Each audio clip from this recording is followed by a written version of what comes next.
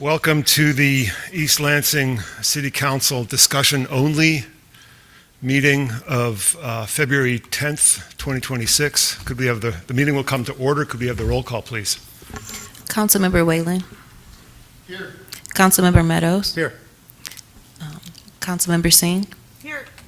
Mayor Pro Tem Grigsby. Mayor Altman. Here. The Mayor Pro Tem is recovering from his back surgery last week, and we wish him well. I would entertain a motion to excuse his absence. So moved.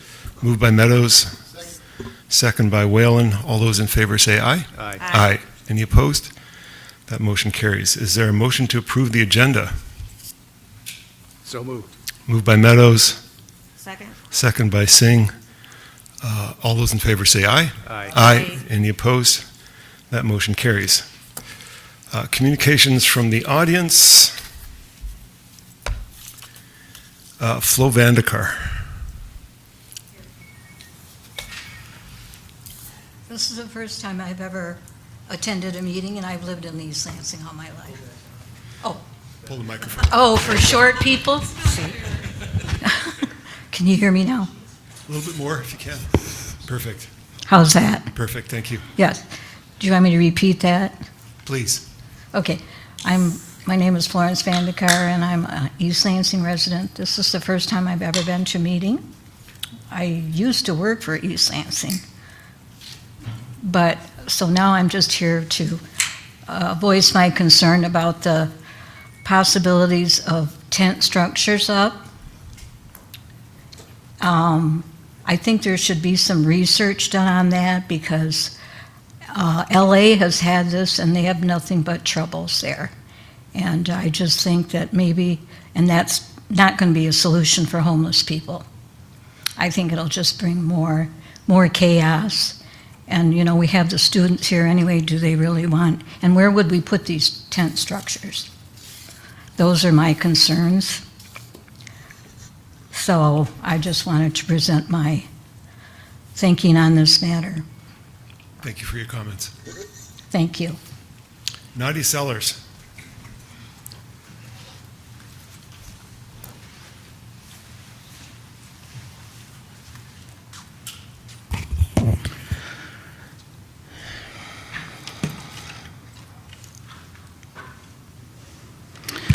Members of the City Council, first I want to personally thank you for finally admitting that the City of East Lansing Police Department is biased against Black and brown people. The fact that you paid for bias training tells us you know you have a problem. Jen Brown's statement told us you have a problem. What concerns me now is officers had training in de-escalation and the proper use of pepper spray. However, that training didn't work. That's obvious from what happened during Welcome Week, August 25th. As a matter of fact, it worked so poorly, your officers pepper sprayed other officers. I'm curious what measures you have in place to determine whether or not your bias training will be effective. Since we're talking about training, everyone has seen the Instagram post from Officer Lyon, who seems to be your poster officer. He disagrees with your policies. He jokes about turning off his body cam. He jokes about his arrest record. And he believes being sued means he's doing a great job. And then he says, F the police. It's all out in the open. It's all over his Instagram page. This is the officer Jen's protecting.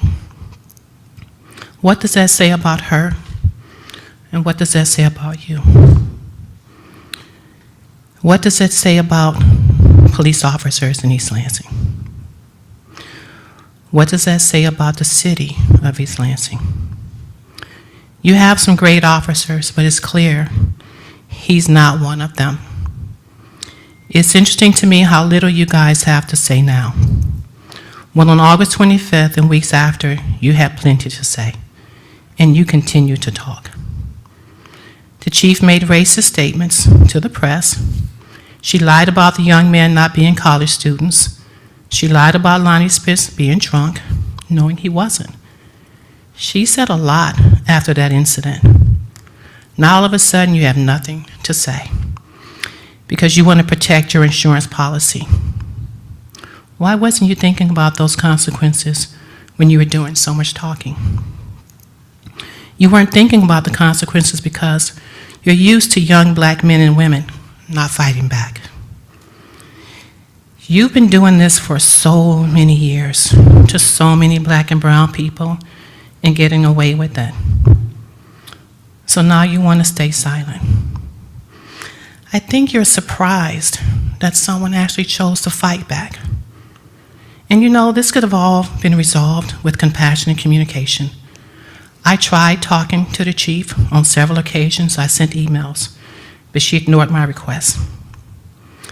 Now is not the time for silence. It's time for you to speak up against Jen's racist rhetoric. It's time for you to confront the officers and hold them accountable.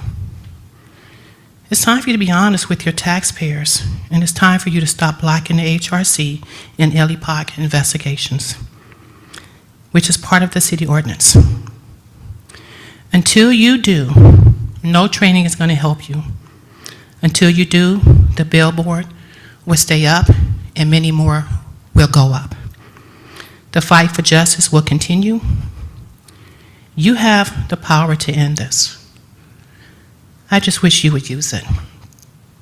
In celebration of Black History Month, Dr. King said, it is not possible to be in favor of justice for some people and not be in favor of justice for all people. He said, and I quote, "Injustice anywhere is a threat to justice everywhere." We must learn that passively to accept an unjust system is to cooperate with that system and thereby become participants in its evil. For you to speak against Jen Brown's racist rhetorics, you haven't. You have 30 seconds remaining. But it's time for you to confront the officers. It's time for you to make a change for the citizens of East Lansing. It's time for you to look yourself in the mirror and ask yourself, who do you want to be and what do you want to be remembered for? And it's definitely time to move the city forward. Thank you. Greg Balline.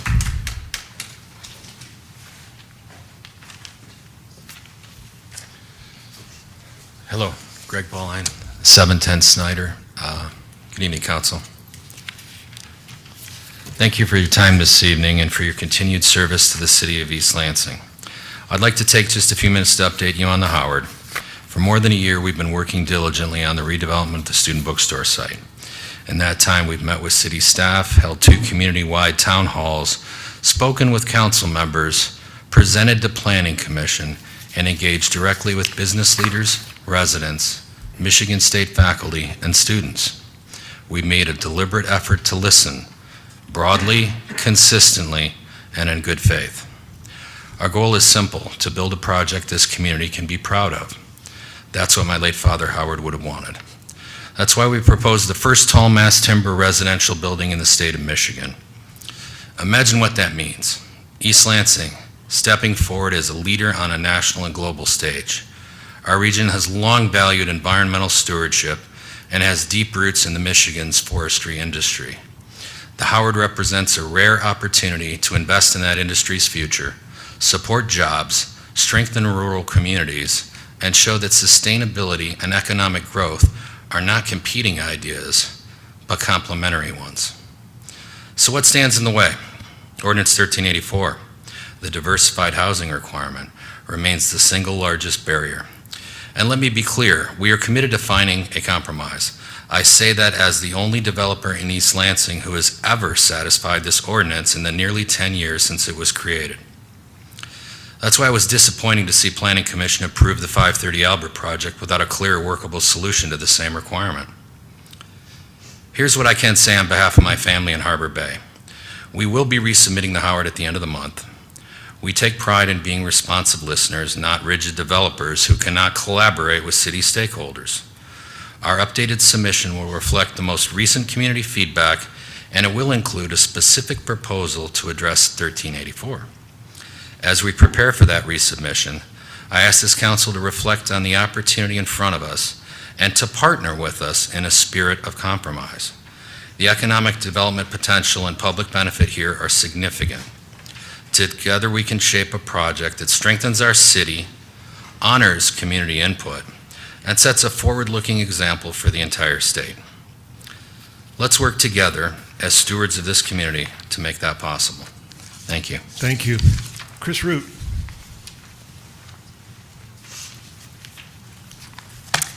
Good evening. My name is Chris Root. I live in East Lansing, and I'm a member of the East Lansing Independent Police Oversight Commission.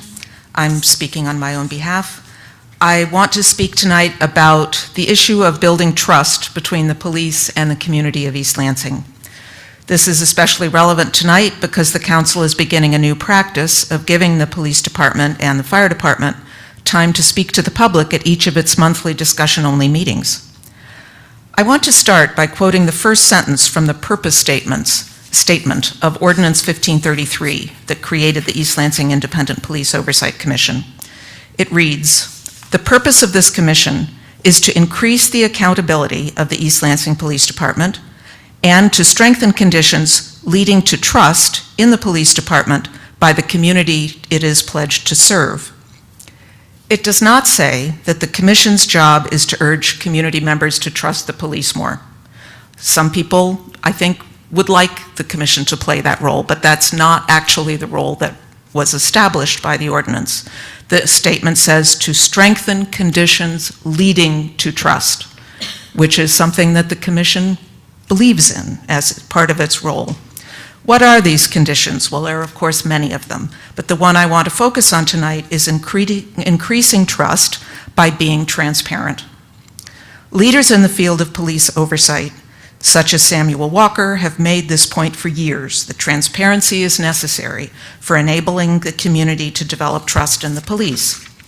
And it's not just police oversight officials who've made this point. The International Association of Chiefs of Police also makes this point. The IACP says police departments need to share information that is clear, that is accessible, that is understandable to people in the community about what the police are doing in the community. I would add information also needs to be provided consistently over time so people in the community can study it themselves and observe trends. The IACP also says information needs to be provided proactively. Proactively is a word I think that gets overused, but I think it's important here. It means that people shouldn't have to struggle and experience delays in order to get information. The work should be understanding the information, not trying to get the information. The city of East Lansing did something important in regard to improving access to information when it adopted Ordinance 1533. It contained provision, Section 2485, requiring the police department to release monthly narrative reports of incidents of use of force. This was innovative.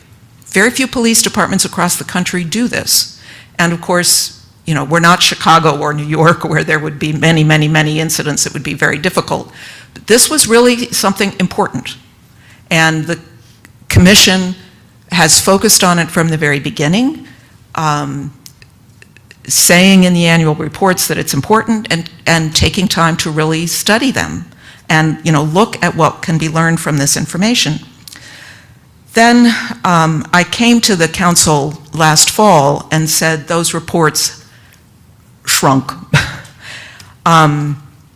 starting with the August report. And now what has happened is that the reports have become even tinier. I mean, there's almost nothing left in the report. For example, it doesn't include the date. It doesn't include the location. There's no way to connect this little bit of information to anything in the real world, really. Also, we heard the opinion from the city attorney that the commission should no longer share these reports with the public. Well, the commission was never interested in just having, you know, privileged access to something. The whole point of the commission has been, in terms of transparency, has been that this is a vehicle You have for 30 people in the seconds community to remaining. understand more. Thank you. So in addition to the problem of the monthly reports, I just want to alert you that we've asked for the spreadsheet of all of the 2025 data about use of force parallel to what we got for 2024. We were supposed to get it last Thursday. I do not know if we're going to get it. I sure hope we will. If we don't, there is going to be a lot of blank spaces in our annual report, and you can't compare 10 months to 12 months of previous years. Can't be done. And it will be a huge problem if we lose information about use of force in this community. Thank you. Thank you. Kath Edsel.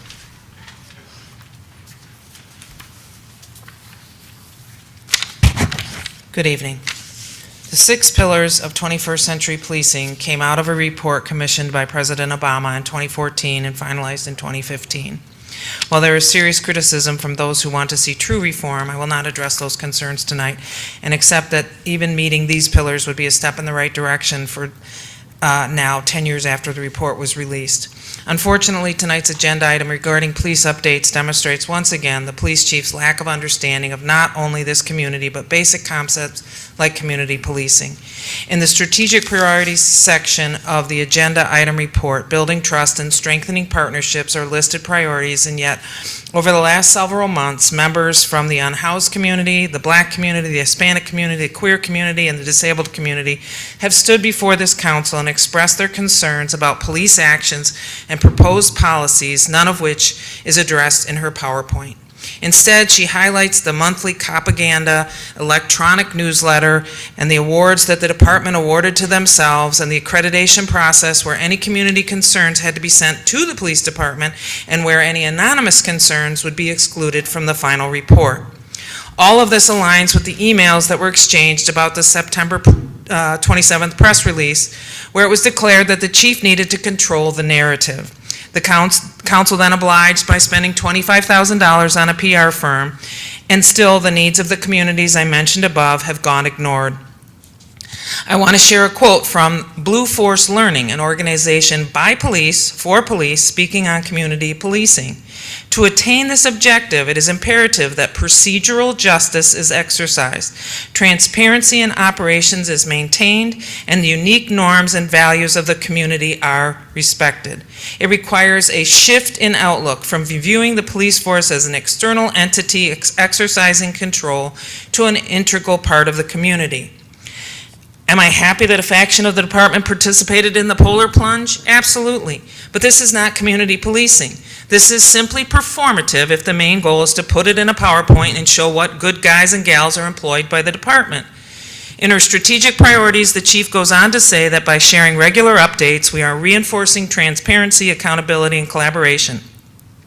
And yet the information provided to the community about use of force incidents and complaints has been reduced to totally unuseful garbage because neither she nor her officers liked the criticism they received when they were even slightly transparent. So instead of working on ways to make changes that would lead to different outcomes and thus improve the data, they are now hiding behind unusable data. This will only change when this council demands that the data be made public. At this point, I hear the council saying, but we did approve training because on December 9th, you all agreed to spend just under $100,000 on cultural competency, implicit bias, mental health, and de-escalation training. Yet at that meeting, I shared my concerns about cultural competency and implicit bias training. I also shared that we had one of the trainers associated with Joe Smaro at an LAPOC meeting and invited the police department, and they declined. I repeated my concerns when I shared my interaction with the chief, where I asked her how she planned to evaluate these trainings, and she replied she would provide a survey to her officers. Reversing centuries of racism in policing takes a whole lot more than 1 3-hour training on bias and a survey of those who took the training. First and foremost, it requires leadership at all levels that have a core understanding of the issues and not only make it a #1 priority, but also sets measurable goals, provides thorough and complete data regarding those goals, makes that data easily available, and reevaluates those targets on a regular basis, that additional training can be added when the stated goals are not met. None of this appears in her PowerPoint. Instead, she proves once again her lack of understanding of statistics by providing a useful number, calls for service and officer-initiated calls. I have asked her to define the 911 dispatch calls at least 3 times. Is this actual police and community member contacts? She can't provide an answer. If it does not involve a contact with a person, what is it useful about in that information? Especially when she has provided reports that use this as denominator in calculating the use of force ratio. Furthermore, each of you should be asking if we have 570 police community contacts in a month and 45 officers, or 35 encounters per officer per 30 month, seconds remaining. do we really need 10 more officers? If each officer works 3 shifts per week or 12 per month, that means each officer averages 3 encounters per 12-hour shift. Even if we double those contacts, we're at 6 encounters in a 12-hour shift. No wonder we had 8 cops at an elementary school today for a nonviolent issue. I want to finish by saying that if we are using 21st century policing as our guide, police oversight plays a prominent role in its recommendations. Quit removing the ability of LEPOC to provide that oversight and stop giving the chief a Thank place you to for your spew more comments. Your garbage time has until either expired. she does the work to understand these Thank you for your concepts comments. Your time or has makes expired. real change, she finds a Thank you different for your job. comments. Your time has expired. Is there anyone else in the room who would like to? Is there anyone else in the audience who would like to address? Is there anyone else in the audience who would like to address the council? Seeing none, are there any callers? There are no callers on the line. All right, thank you.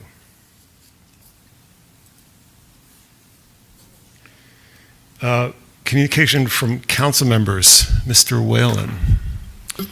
I have no report tonight. Mr. Meadows. Ms. Singh. Pass. Okay, well, I will take advantage then and give my own report. The Ramadan Unity dinner was last night, and it was a really lovely event. There were interesting speakers. Food was great, company was great, the atmosphere was great, and they raised $25,000 for the Greater Lansing Food Bank, which will put every penny of that money to good use. And so I hope that that is an event that is on people's radar for future cycles. I also wanted to take the opportunity to celebrate some of the good work done by our staff during the recent cold snap, and I'm going to use somebody else's words. I'm going to read an email that we received on January 26 from Mike and Marianne Vasevich, and it sort of speaks for itself. So it says, the subject is DPW goes above and beyond. And it starts out, it says, to members of our city council, I'm sure you all get plenty of complaints, but not today. Kudos to the tough city polar vortex hero workers. We discovered a water leak outside on Saturday morning. A small lake was forming on our street as water poured out of the ground near the curb. The East Lansing Department of Public Works was alerted and promptly sent out a scout to check on the situation. The street was turning into a slick skating pond. Shortly after 8 a.m., a crew showed up with equipment to track down the water leak somewhere deep underground. The temperature hovered around 5 degrees as they poked and prodded. They dug many deep holes and continued to search for the source of underground water. Eventually, seepage was found almost 40 feet away right under my driveway. They never left the job site until the problem was fixed and holes filled under the lights sometime after midnight. These people are tough. They were faced with frigid temperatures, snow, and mud on a Saturday. There appeared to be no easy solution. It took many hours of effort in body and mind-numbing cold before they found the leak. These hardy, dedicated people tracked the problem with true grit and perseverance, determined to get to the root of the problem 10 feet somewhere underground. I spoke with them several times. No complaining, no regrets, no retreating. They would be stars on Mike Rowe's Dirty Jobs show. I was impressed by the hard work, dedication, and toughness of these beyond normal, abominable snowmen. Their efforts and personal sacrifice that day did not go unnoticed. I am truly grateful for all their Herculean efforts. I don't know any of their names, but their dedication to getting the job done was amazing and should set an example for everyone. I could not do that. They did do it, and we cannot thank them enough. With the cold weather continuing, I'm sure our DPW staff will have even more challenges before them. Please extend my thanks to all the hardworking East Lansing DPW staff who are out there in their thermal suits getting grubby and freezing their buns off to protect and maintain our infrastructure and keep us safe. With much gratitude, Mike and Marianne Vasevich. And then it turns out, that's sort of an epic story, but it turns out there were 2 other water main breaks that weekend that also involved 16-hour days. So this is part of all the work that goes on behind the scenes to keep our city running so everybody else can go on with their lives without interference. And most of the time it's invisible, and then when something breaks, it briefly becomes visible. And I appreciate, of course, all the work that our staff do, and I also appreciate the Vasevich's writing in to tell us their story, because it's a story that needs to be told more often. City Manager's report. No report from the City Manager, okay. Which brings us to discussion items. Item 6.1, discussion of proposed charter amendments. Mr. Jopik, would you care to provide some context? Yes, certainly. So this is a continuing effort by City Council to look at the recommendations from the Charter Review Commission or Committee, as well as a set of materials that I've provided to City Council, including a report and 12 draft resolutions to make some headway in terms of the recommendations from the CRC, the Charter Review Committee. They came up with 29, as you all know, but for the public's information, 29 proposed modifications. So take some coordination, of course, because each of these has to go on a ballot to go to the residents to vote on. So coordinating that and getting it on the different elections and getting this taken care of is going to take a period of time, several elections at least, maybe more. And so the discussion that has been had so far as well has related to prioritizing which ones to go first. And I think your last discussion indicated that the set of the way it was prioritized at your last meeting was acceptable to everybody. So we're working with that now. The next step is to identify how many, and the purpose of this discussion only meeting, part of it is to identify how many you would like to go forward with during the 2 election cycles this year, if any, knowing that the primary ballot in August is very full, as is the general election ballot, maybe not as full, but still significant. Clerk Gordon has provided you a good amount of information in terms of what those ballots are going to look like, and they're going to be pretty large. So you have before you a set of 12, the first 12 on the prioritization list, sets of resolutions. So the first question I think for you to consider this evening is how many to go forward with on it, at least the August election and maybe the November election, or however far out you decide to go. We would also like to discuss and find out just a consensus. No motion is necessary on any of this at this point in time, but just get an idea of where council is at relative to the ballot wording, and particularly the 2 alternative charter amendments that are in each of the 12 resolutions. Not all of them, but some of them have some alternative language that I've prepared in there, hopefully to make them a little better and to improve upon them, given the opportunity of an additional set of eyes on them, as well as input that's been received from council yourselves, has had some input on that. And that's reflected in the resolutions with a second set of draft amendment language for the charter itself. If you're satisfied with that, the second set of charter amendments, please let us know, and we'll use that in putting together what would be resolutions that would start to come before you for actual adoption. In the interim of coming to you for actual adoption, you've heard me mention that I will be sending drafts before you adopt the official resolution to the Attorney General's office and or just the Attorney General's office for an informal review ahead of time. So we're looking at perhaps having a follow-up discussion at your next council meeting next week, if it's necessary after tonight, and ultimately bringing a set of resolutions to you at your first meeting in March so we can get those shipped off in a timely fashion to Lansing. Question. One other thing, if I may, Mr. Mayor. There is some language in section, the proposed amendment to 4.4 and possibly also 3.3, which are the first two resolutions that when you're ready, I'll provide you some explanation of that as part of the discussion.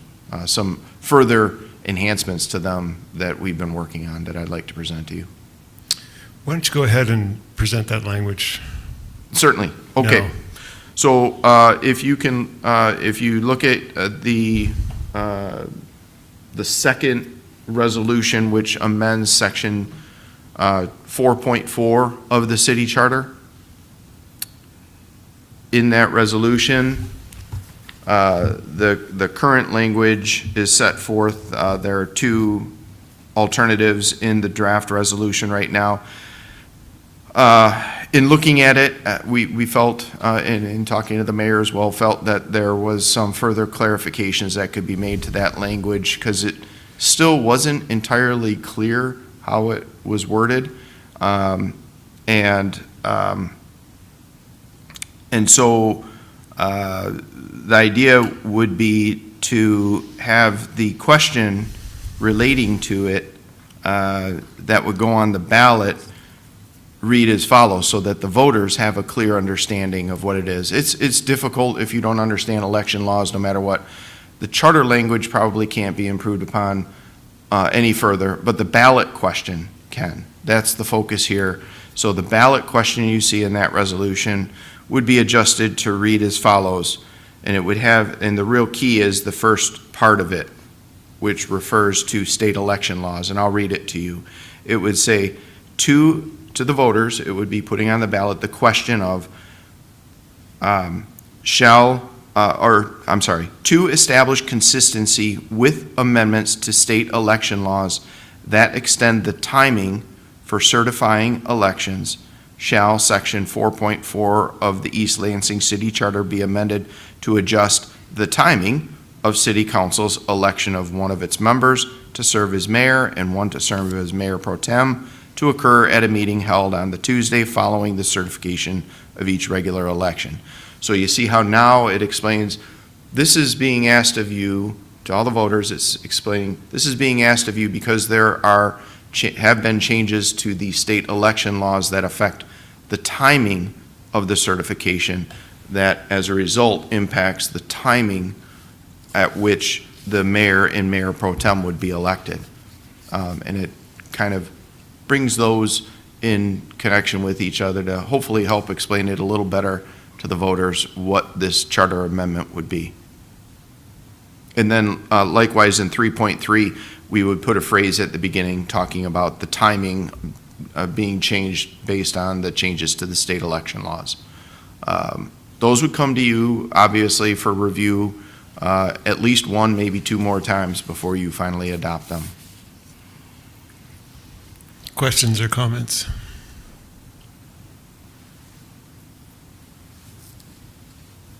Okay, well, yeah, okay, go ahead.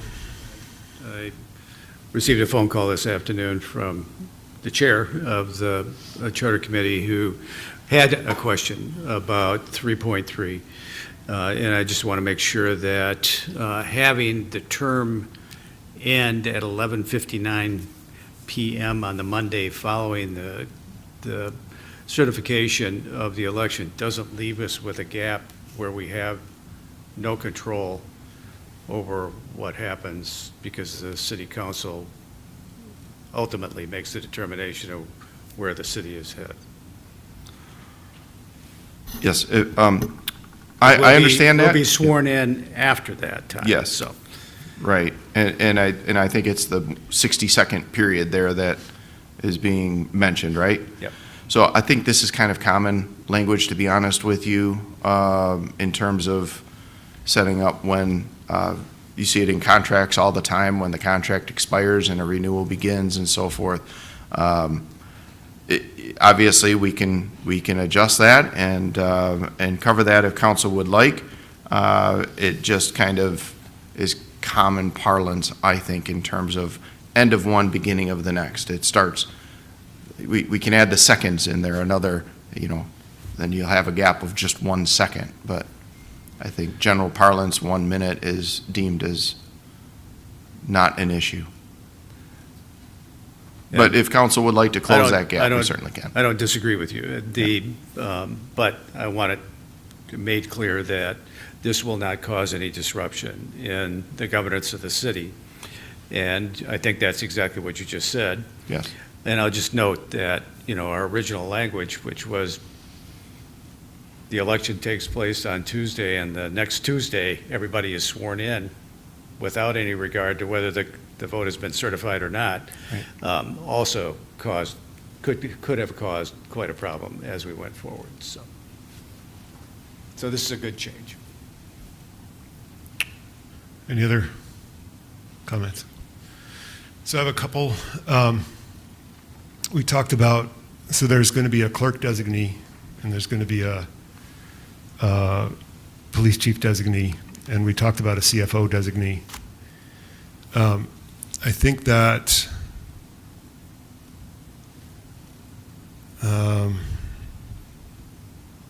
Can we just go from number 1 to number 2 to number 3 and talk about them to make sure that we're all on the same page with the change of the language that's being proposed? maybe for the first 6, which is Well, worth- that was, I do have that question because there's, I think, 12 here. And for one, I want us to be prepared in case the ballot opens so that we can have more on. I think it's important for us to get this done as soon as possible so that we don't stretch it out over several years. Hopefully, a commitment here that no more than 2 years we'll have these on the ballot and voted on by the people of the city, because otherwise then we got to start looking at the charter all over again to see whether there are additional changes that need to be made. So I would like us to look at all 12 that were presented by the city attorney so that we actually have something in our hip pocket in case we get to November and there's quite a lot of room on the ballot so that we can put more on there. Well, that raises a couple of, yeah. I know, you were interrupted though, Mayor. I'm happy to be interrupted. You go first. I guess I don't have any questions on the prioritization provided to us, nor the language, the cleaned up version of the language. So in our preparations and what we've heard from both the commission chair and vice chair, as well as us being able to review it while it's been on our agendas, I don't have any questions. I don't know if, if others have a place they want to contest the priority, then let's talk about that. Or if you have, or if someone has questions to the language, then we should talk about it. But I don't think we have to go one by one, because we've had plenty of time to review. We've had an outstanding commission. This has been on our agenda a lot. So I would propose, if you want to change the prioritization, propose it to us so then we can talk about it.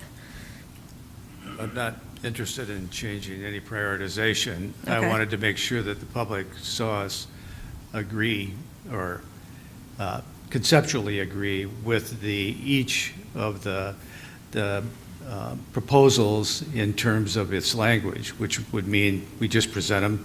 If anybody has any questions on, say, 3.3, then they ask the questions. If they don't, and they're okay with the So you wanna alternative read it language, into then record. we just say, hey, I've got no problem with the alternative language. Let's go on to the next one. So that. Okay, so you want to read it into record? That's all I was looking for. Outside of the written, okay. So I was going to make a process suggestion that's sort of similar. Yeah, that's right? it. So we got input from the city clerk that we should treat 3 as the maximum per ballot for November, or for August and November, right? That's the advice that we've gotten. And I guess there may be an opportunity for more spots on the ballot to open up, but we think that's low probability at this point. Clerk Gordon, would you care to advise us on this?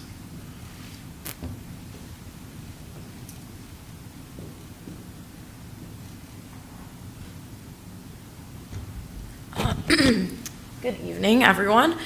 So the hard part about the election calendar, when we talk about it, is that the deadlines aren't until really after we would need to have all of these submitted to the Attorney General's office for review. So, and we don't know what other jurisdictions, or not other jurisdictions, but other entities may put on there, whether there's a school proposal. We know that the Ingham County is considering 4 proposals, so because of the deadlines of the election calendar, we really don't know. I wouldn't say anything is going to open up. If anything, there could be more things that are put on the ballot. So, does that answer your question? Mr. Jopik? Yes, just to kind of follow on that, you know, the Attorney General's office does get very busy with these at this time of year. They get deluged from cities across the state with charter amendments that come through, and they have to review. So if I could, one suggestion I'd have in light of the 3 and 3 concept, we know that, you know, that's the maximum right now, but there is a possibility that 3 months later, there might not be as many things on the November ballot as one might think, and maybe some space would free up.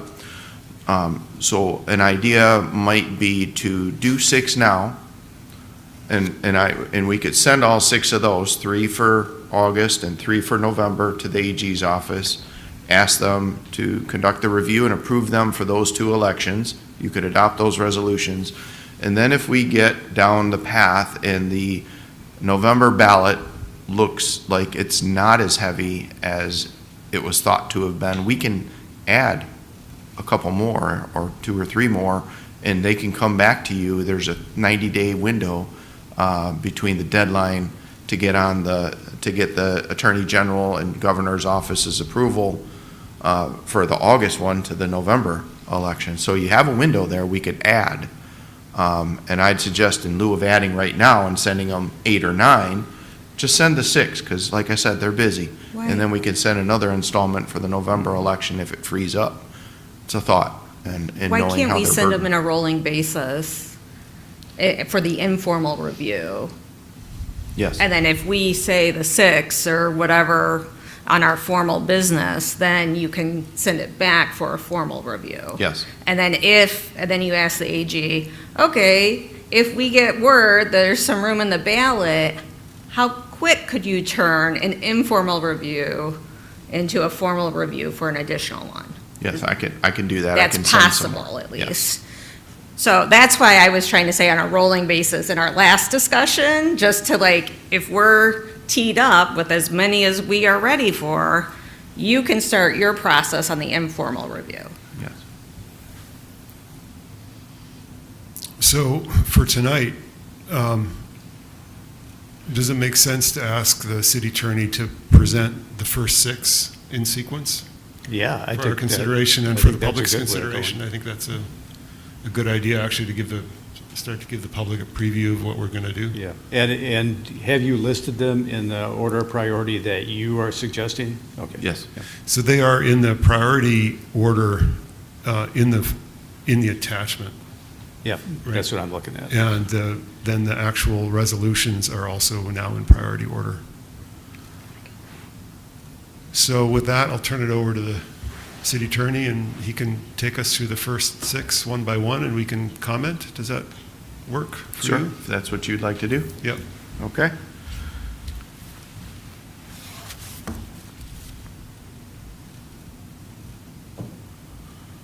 Okay, the first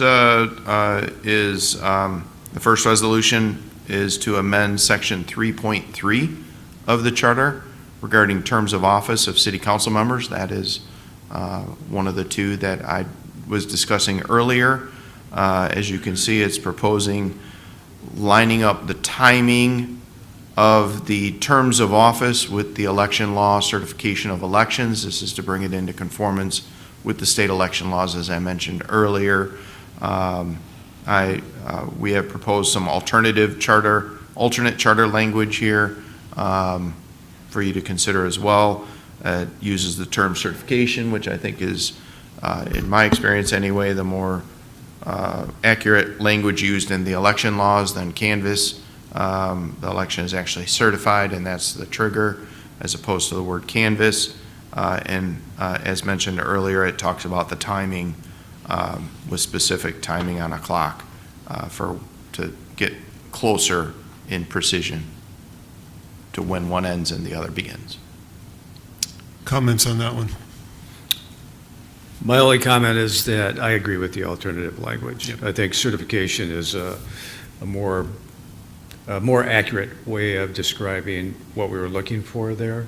And as we know, I can just tell you that over the years, we didn't wait for that, but we have more recently, and that puts the election of the mayor and the mayor pro tem and the swearing in of the council members much later. We've had the last meeting in November, the last couple of times, I think, in order to accommodate that. And that's just the reality of what we have today. So we should reflect that. Councilmember Singh, anything? Nope, Nope. I think we covered it. Okay, That's acceptable. all right. All right, keep moving? Yep. Okay, next one is amending, a proposal to amend section 4.4 of the city charter regarding organization of the city council. Organization of city council means the election, the timing for the election of the mayor and the mayor pro tem. And similar to section 3.3 we just talked about, this is to line it up with the certification of the election at each regular election, so that it is consistent with existing or current state election law changes that were made. Comments? And that makes sense to keep those next to each other. I think that is what I heard from council, to try and keep things that are related near each other if that's possible. So that's why these were positioned here. Also, this is an issue that I think is of very, that's why these were put at the very top, because this is an area of great importance to make sure that the city organizationally and leadership-wise is very clear, and the language as clear as we can add. And I would also just add that I would prefer your alternate language, subsequently amended again by what you read us earlier Got it. tonight. Ditto. Same. All right. All Moving on. right, next. The next one is section 7.2 regarding the city manager. This is changing language in section 7.2 relating to the residency requirement in the existing charter, which is not consistent with state law. Again, this is put at the top end of the priority list to make sure that our charter in the city is consistent with state law, identifying the 25-mile radius and even identifying the public act that's involved here, and allowing an opportunity to make that move if there ever is another city manager that comes in. He or she would have an opportunity to comply. Comments? I do have a couple of questions on this. Not about the 25-mile requirement, but with regard to the language relating to the deputy city manager or the administrative officer appointment, it currently reads like, if we decide to allow the city manager to appoint a deputy, that the city manager must appoint a deputy, whereas before, as I recall anyway, that was still an option. We've identified a position that can be filled, but the city manager can decide not to fill that position, just like he would be able to do with any other employment that we authorize through the budget process. It also reads, I think, that not only if we approve a deputy city manager and the city manager shall appoint somebody, this reads as though the city manager also shall appoint an administrative officer to do the same thing, basically, to serve in the absence of the city manager from the city. So I'm curious about the use of the word shall with regard to the administrative officer and the word shall with regard to the deputy. And just by, I think before you were city manager, city attorney, the city manager had requested the appointment of a deputy, and we decided not to put it in the budget. So that's also a background item.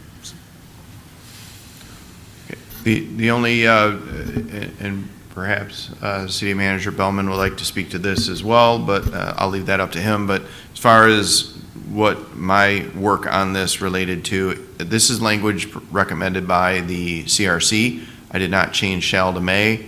I left it as recommended by that group. Not sure I can explain without speculating what their reasoning might have been in that regard. So it is ultimately your call what you do and put on the ballot for proposing to the voters for amending the charter. So it does fall to you, but that is the background anyway for how this is in there. And I guess I'm asking you to advise on whether this is the way that this should be worded.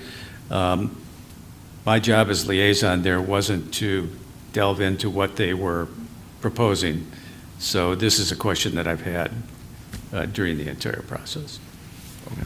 I'll be happy to report back to you on that, and I don't want to jump to any conclusions or advice on that without really having an opportunity to consider it thoroughly, if that's okay. So I have a couple of follow-up comments on that. So there's two shalls at issue, right? One phrase says, with the approval of council. This is in your alternate language, which is what I'm looking at. Again, I would prefer the alternate language as opposed to the original. And in your alternate language, it says, with the approval of council, the city manager shall designate a deputy city manager. And I guess one question is why that isn't a may. With the approval of the council, the city manager may designate a deputy city manager. That's exactly. Makes sense. Right. So that would be a change that I would favor. The second shall is the city manager shall designate an administrative officer or department head to serve as acting city manager during the unavailability of the city manager. And I think in that case, the shall makes a little bit more sense, because if the city manager is going to be unavailable, then there probably should be an acting city manager. I don't know if Mr. Bellman would like to comment. So on both of these, the current language is very similar. And the thought is the appointment of a deputy would fill the role of the city manager during a transition where the city manager vacates the office, maybe because of an illness, death, injury, or whatever. The administrative officers being appointed get appointed at the time the city manager temporarily leaves the community or the position to go on vacation or a conference. And that's where the difference was discussed at the Charter Review Committee. I think Diane Gadaris stressed the importance of having that deputy city manager with the approval of council already named to take the helm if there's a vacancy in the position. And I'll say unplanned vacancy in the position. And prior to council meeting to formulate a definitive plan going forward. Because if an administrative officer is not appointed and there's an unplanned vacancy, then there's no one in charge to oversee the city. And that's where that thought of that deputy city manager role was being called out in the charter, so that you would have no interruption in the administration of the city with an unplanned vacancy.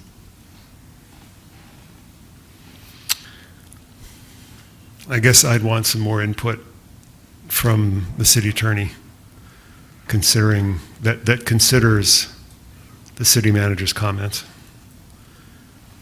Yes, I'll be happy to. Okay.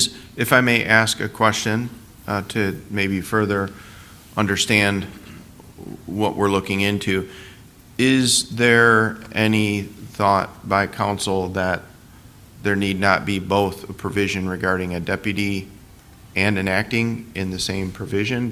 Could it just be one or the other? Is that where this is coming from? Is this duplicative? And could it be addressed under a single individual for whether there's a vacancy or a period of absence? So if you have a deputy in place, could serve both capacities, is that where this is coming from? Mr. Bellman, did you? So they could if they were both, I mean, if the deputy was still, but if they were both leaving for a conference or vacation, then the acting comes into play. Okay. And I think that's kind of alluded to in the current charter language.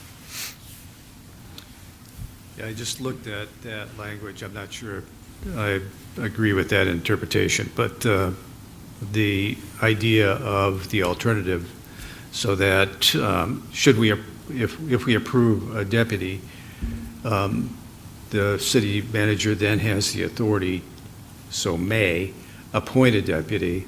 In the absence of appointment of a deputy, the city manager shall appoint an administrative officer to cover things when the city manager is not available. So that's sort of the way I was looking at it. Why do we even need to talk about the deputy city manager in the first place? In here? I mean- think you were saying an unplanned Right. absence is the rationale that was presented, but I would say maybe there's a different sentence that indicates that it's upon council to designate an interim if that were to happen. Council has a special meeting to, deem Yeah. who's in charge, so there isn't ever a gap. Mr. Bellman? There'd be at least an 18-hour gap because you need 18 hours to call a special meeting.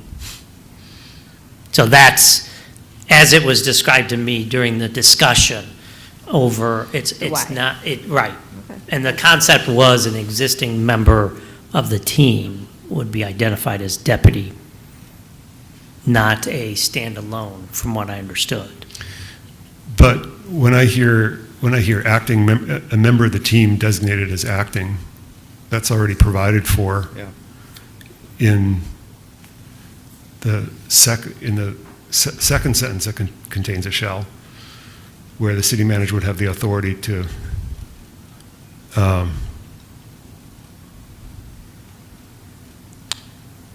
So To when designate- I go back to an unforeseen vacancy and a planned vacancy, or where the city manager is not available. I think that's where the idea, the concept of the deputy is being brought in. But I think Councilmember Meadows, we had a lot of discussion around this, and, it is council who ultimately will appoint the interim, but at least this gives you coverage until you can meet to solidify that interim appointment. But just to follow up on what Councilmember Singh mentioned, there's already the authority for the city manager to request us to establish another position. And I thought it was a very good question. Why do we even mention deputy city manager? Because there's already a process for that that's available. So. But it's this 18-hour hypothetical gap that could happen. That's the punchline.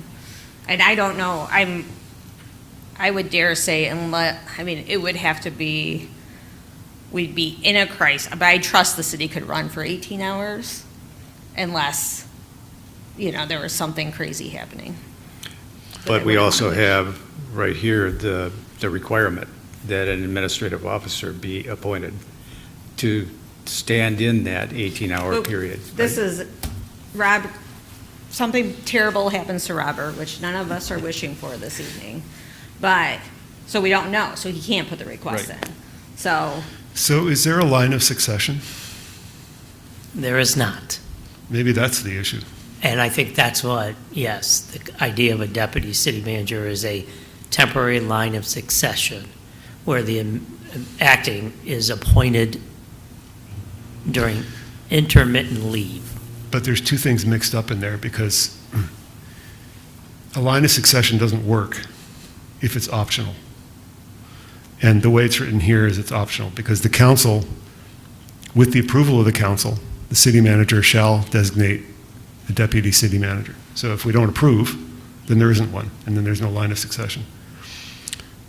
It seems to me that if there was a requirement that the city manager have a document on file that says if the city manager is unexpectedly no longer available to do their job, that the person in the following positions would take over, then that would address that particular issue, the unplanned vacancy issue.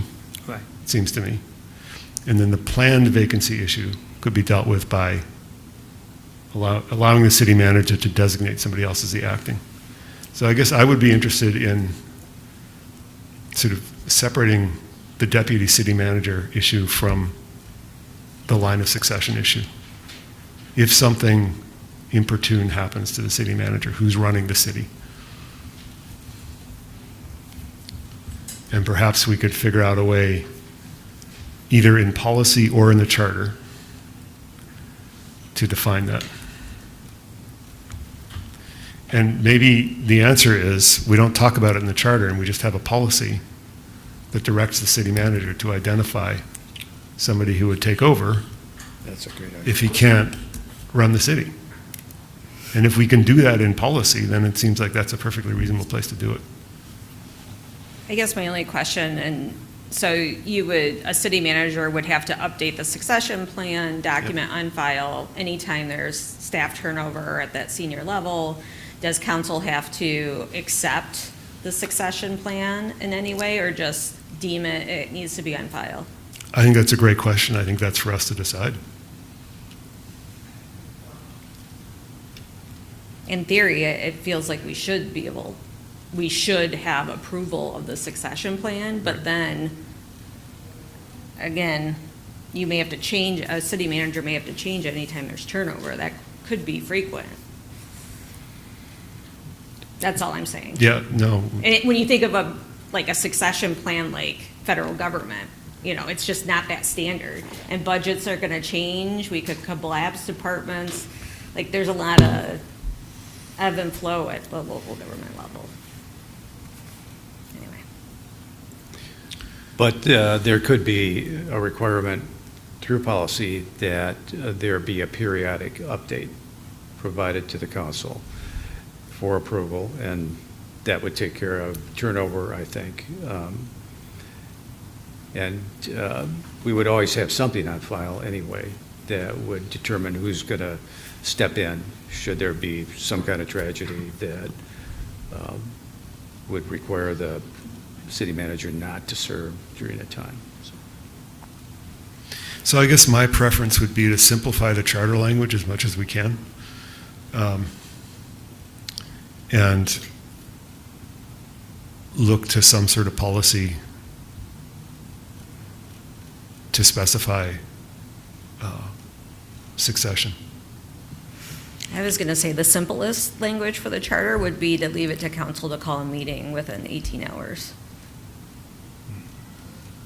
But that's not, I don't think, what you're saying at all. Well, I mean, it's always, I think, in our power to call a meeting within 18, Right. in Then 18 I hours. mean, the question is that a risk we're willing to take on? That's the question. Or do you have to have something that's on file that has to be approved when there's any change to the succession plan? And then you have to draft that language and put it in the charter. That's my point. The simplicity is, anyway. So the statement in the charter would be that if there's an unplanned, to the effect of, if there's an unplanned vacancy, it's up to the council to name somebody at the first available meeting, or some version of that. Yeah, or you could give the mayor the power. Whoever's the sitting mayor could, immediately You can't do name. that. That'd be a violation of the charter. Sorry, you can't. Well, unless we change the charter. Right. Oh, Unless we change the charter. Then you could be changing the form of your government. Yeah, I'm uncomfortable with 18 hours. I- that's If we fair. can do a policy, I just think through worst-case scenarios. I think it'd be great to have it as a policy if we can. Are we free to make that just a policy? Rather than the He'll be researching. Mr. Job? policy about the secession? Yeah, as I understanding, I think you're talking about a policy in terms of having a department head or an individual within the city who is going to be permanently identified as the acting city manager in the event of the absence or unavailability of the city manager. And that person would be identified in the policy by city council, and it would remain in place.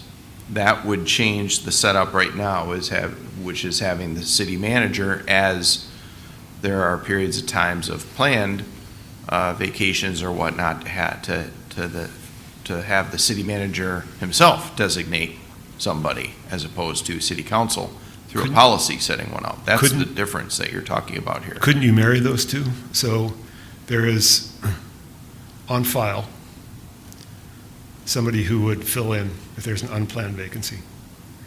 And that person would be the acting city manager, unless that name is overridden in some sense by a memorandum from the city manager, which we get anyway. If the city manager goes on vacation, we get a memorandum saying so, and Yes. the following person will be the acting city manager. So,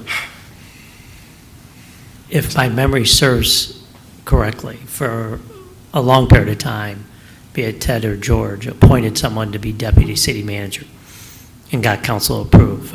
Tim Dempsey served in that role back in 2019, where Tim was both the director of planning, building, and development and the deputy city manager. And so it met the intent of the charter that in the unforeseen vacancy, Tim would just hold that office until council had an opportunity to meet and identify a permanent interim or a permanent replacement.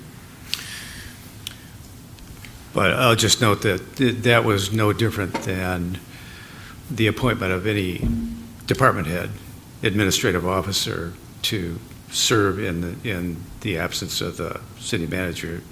We just called it deputy city manager, but it's really made no difference with regard to either our budgeting or anything else with regard to that position. So it didn't really change a position. It didn't change the position, but it met the intent of the charter. And that is, you had someone identified to fulfill the duties of the city manager during those unforeseen circumstances. City manager also appointed a department head to be the acting in those intermittent leaves, vacation, sick, conferences. So that kind of arrangement makes sense, and that's sort of what I was driving at. I think where I got confused is, in the budget a couple of years ago, the city manager had proposed a deputy city manager that had Totally different than totally what- different, Yes. same name, same title, Yes, and that's what got me confused. yes. And the city had, in its history, one other individual that was identified, approved in the budget as a standalone deputy city manager.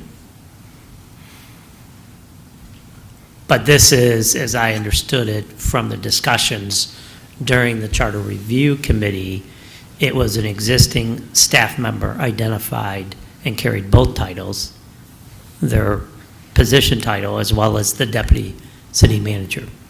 And they would be, in essence, take the helm during intermittent leave and be available during the unforeseen permanent. And if both the city manager and the deputy were gone, that's when another department head would be appointed acting. But do I dare ask, was there actually a job description that attached to that? And were there any roles and responsibilities different than just the title? So add-on? the role and responsibility is defined by the charter. So as deputy, in the absence of the city manager, you do the city manager's duties. But even though, like you mentioned, Tim Dempsey was Yeah.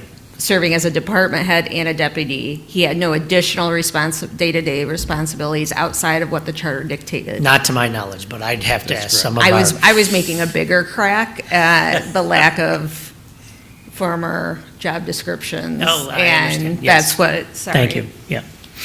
So can we have this back on the agenda for next week so that we can get the advice of council and then deal with this one then? Is that? I think that's where we're at. Mr. Jopik? Could I just provide some, at least interim input on this that, I don't know, maybe might resolve it? So, right now, the language says that as far as succession planning, if there's a vacancy, you should have a deputy city manager established with council's approval. Yep. Whether that person is a budgeted line item or not is not addressed here. Right. But a person designated in that capacity to be there if a vacancy occurs in the city manager position. So it is your succession planning for that. Whether you assign a budget and have that person only serve as the deputy city manager is discretionary. It's left open, only as the deputy city manager. I hope I said that right. If they serve a dual role and their primary duties are a department head or some other person within the city, and they only become the deputy city manager, that those duties are only triggered in the event of a vacancy. That's how this is set up. Yep. The language has the second sentence for an acting city manager, which originally had language that said the absence, during the absence of the city manager can do the appointment of the acting while he or she is absent. The language has been changed to unavailability by the Charter Review Committee, which is probably a good change because it helps distinguish even more between vacancy and unavailability, temporary unavailability. So it provides some clear authority, city manager, leaving town, conference, vacation, what have you, or even a short illness is able, that doesn't rise to the level of a vacancy, is able to provide the city the leadership it needs through the city manager appointing and acting, and only serve during that period, versus city manager no longer the city manager creating a vacancy in the office for whatever reason, and you having somebody appointed as the deputy. You can do that right now under the existing language, and that would be your succession plan without any policies or anything else to go along with it. Granted, it is a little confusing to figure out, but it does, I think, read that way if you choose to implement it that way. So let me ask you this then. We have a current policy or a procedure that has been followed, at least for the last couple of years, since Robert has been here, of designating a department head or other administrative officer to fill in when he's going to be out of town. And that has worked fine, in my opinion, anyway. So why wouldn't this just read something like, with the approval of council, the city manager shall designate an administrative officer or department head to serve as acting city manager during the unavailability of the city manager? Wouldn't that accomplish all of it without confusing the deputy city manager and administrative officer and the two functions? Yes, if you added the term vacancy in there. Okay. So you would have to have unavailability or vacancy. Got it. So that you cover both by that position. And that's, that would be an alternative. You would get rid of the sentence regarding the deputy city manager. Correct. Mr. Bellman? With the exception that the person who may be identified in that capacity doesn't leave for vacation, conference, where there's a conflict. So I think recently I split my time between Annette Irwin as acting and John Newman as acting because Annette wasn't available for the full week that I was gone. And so that's, where that comes into being problematic if you try to lump it all together. Could we say something like officer or officers, which would cover that situation? If there was an untimely situation, I'm sorry. If there was an untimely situation, even if the person was not in town, they could still be the acting city manager in our day of technology, even if they were not necessarily right here in town. They could still be satisfied, I would think. I've made that argument many times over that. Not only Then why have the 25-mile in our, I'm sorry, with back that to, logic?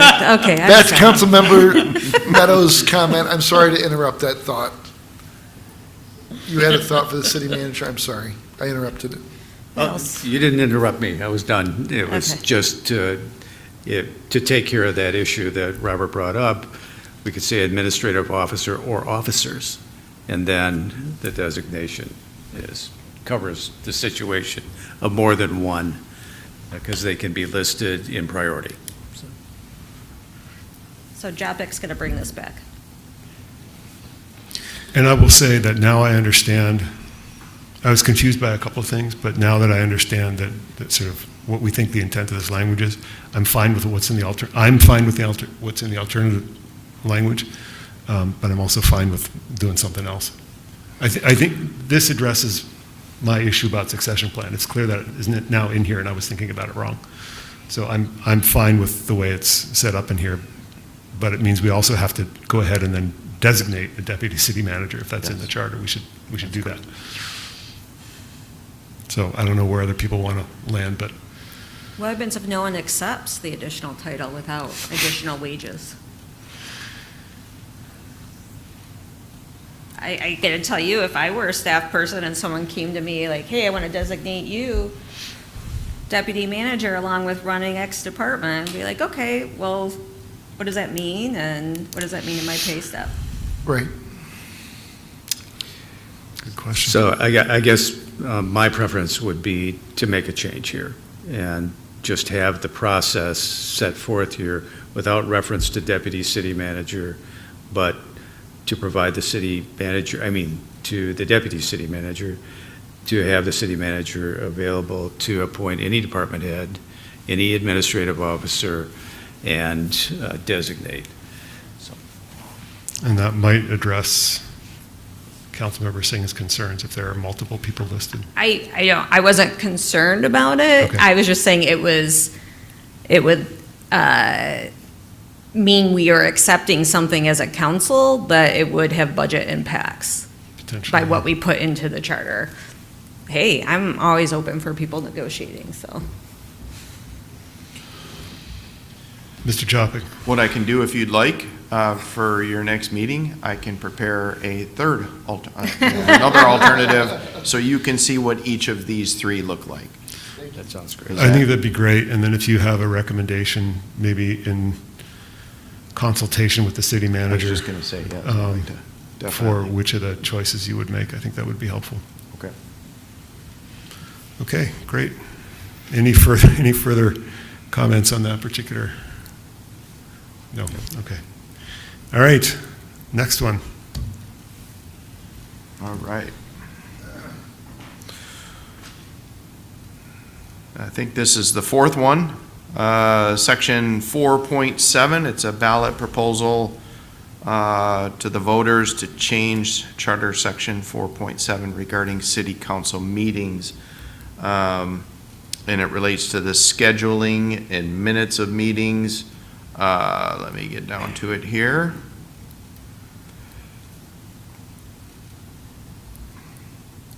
It also identifies the taking of minutes by the clerk, and we're adding or clerk's designee, speaking of succession and unavailability, to enable that to occur.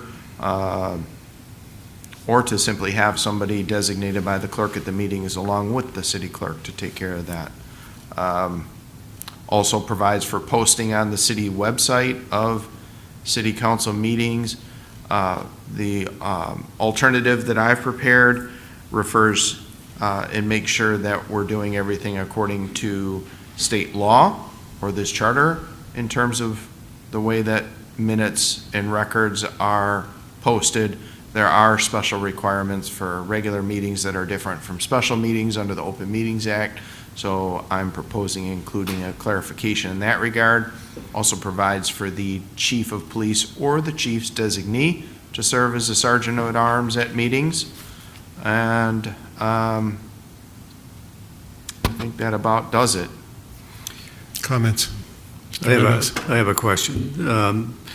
The committee, the charter committee, did not recommend a change in the provision of F relating to the English language.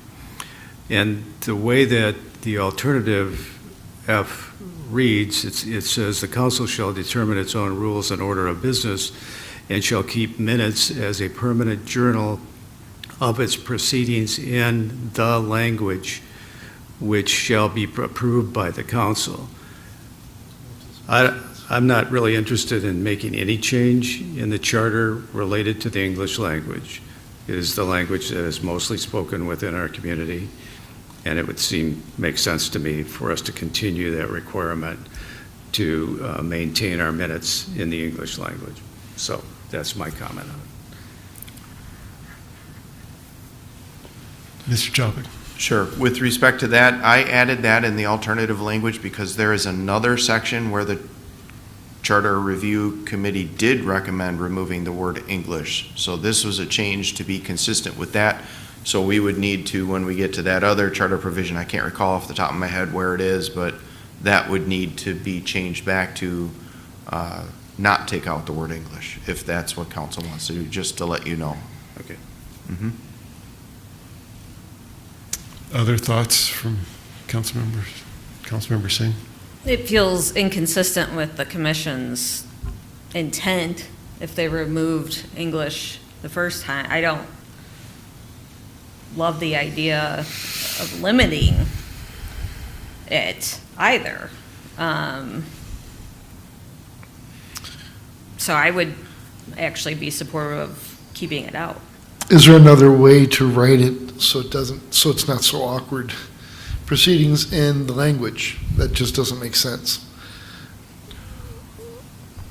Percent has had a notes reflecting the meeting without mentioning Proceedings.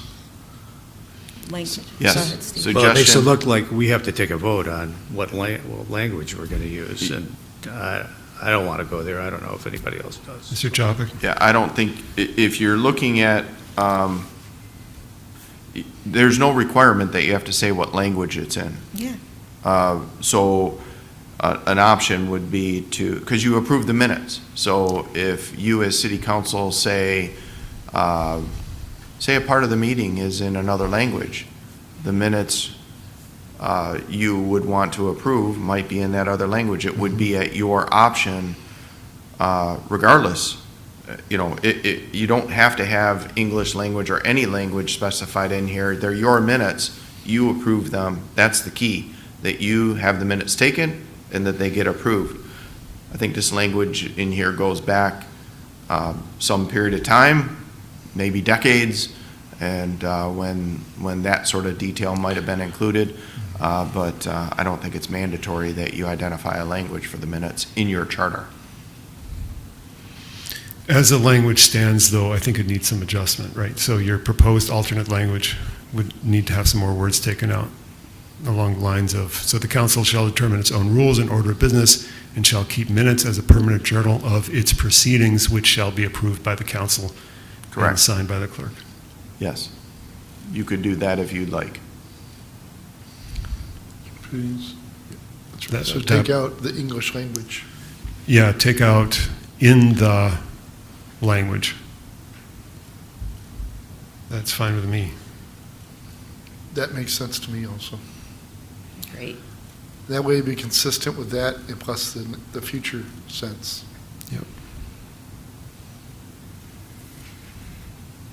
Next. I was going to say, just apart from that, again, I would prefer your alternative language, Ditto. Mr. Jopping. Same. Okay. I'll make that adjustment. Great.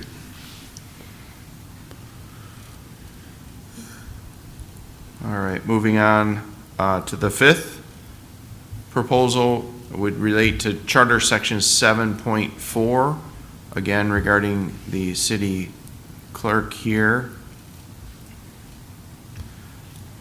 And this is another area to, the only change proposed here, if I'm not mistaken, is to refer to the designee. Having the ability to have a designee attend, oh, here it is.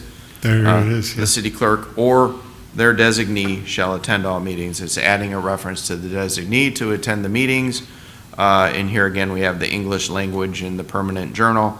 We can remove in the language from there as well in this one, just like we did in the last one. Seems fine to me. Okay? Any further comments? Okay. Okay. The sixth proposal would be changing Charter Section 11.8 regarding meetings of the Board of Review. This relates to tax assessments. The Board of Review reviews the tax assessment roll and hears appeals by property owners. The language in this particular charter section has not been addressed in a long time, and it's outdated.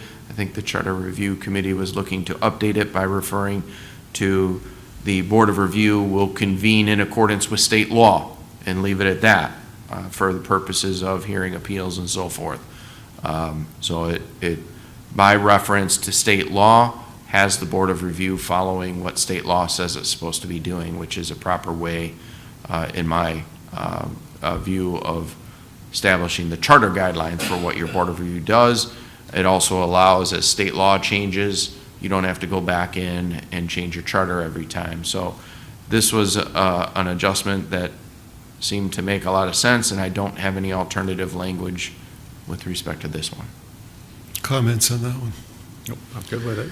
So I have a couple questions. One is, do we need anything in the charter about the Board of Review at all, given that it's defined under state law? And in a couple of other places, one of your suggestions was to completely remove a section.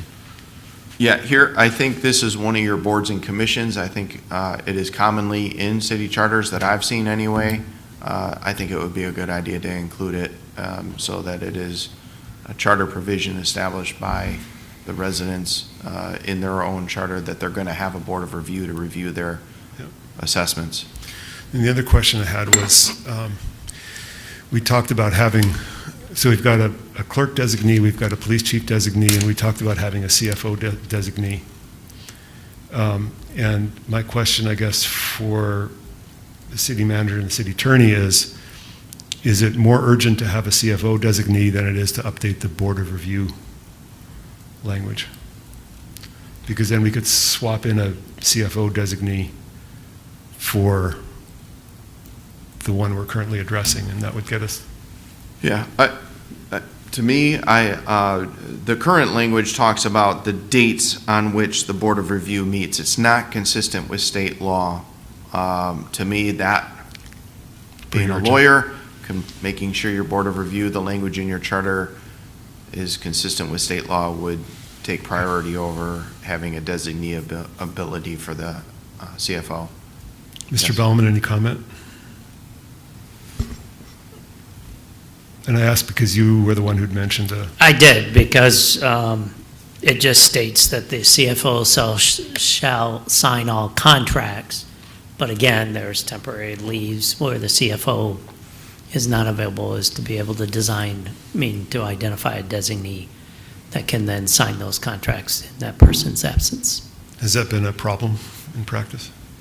It is in the fact that when Audrey's not here, she appoints Justin, but the charter doesn't specify Justin as the authority to sign contracts on behalf of the chief financial officer. Does that invalidate our contracts potentially? I don't know. I'll have to look into that. So that's why I asked. Yeah. It may be, I think we are on number 6. We are on number 6. So then I think there's a question of whether we want to swap something in for one of those 6. Doesn't have to be the Board of Review, it could be one of the others. But I think your input on this would be helpful in terms of priority. I will definitely look into that and discuss it with the city manager and see if we can come up with agreement on which one is better to go first. I have to say, I mean, I do have some concern about the discord between state law and the Board of Review and questions that could be raised about that. So it's a close call, let's just put it that way. Okay. Yep. Can the city manager name someone as the CFO? I'm sorry? If the CFO is not available, could you name someone as a temporary without having to change the charter yet? I don't think so. I don't think so either, but I'm just asking. Or can you sign checks? No, it's really contracts, so It's contract. I mean any contracts. contract requires, before the city manager sign, both the city attorney and the CFO to sign it. Okay. One for legality of the terms and conditions, the other one sufficiency of funds. And both are required prior to the city manager executing those contracts. But it's not foreign for an organization to Someone to take tell a- contractors, between the timing, whether it's council approval or city manager approval or, pending the level of contracts, that there's a queue, right? And it's not foreign to say to a contractor, like, You have to wait 2 weeks before we can sign it. yeah. I mean, Usually it not happens in emer- state government all the time. It's usually happens not in an other emergency, entities. right? It's the contract having to be signed usually is not an emergency. Right. But even, I'm trying to think of other examples, but, I mean, that's a valid point. I mean, we could wait.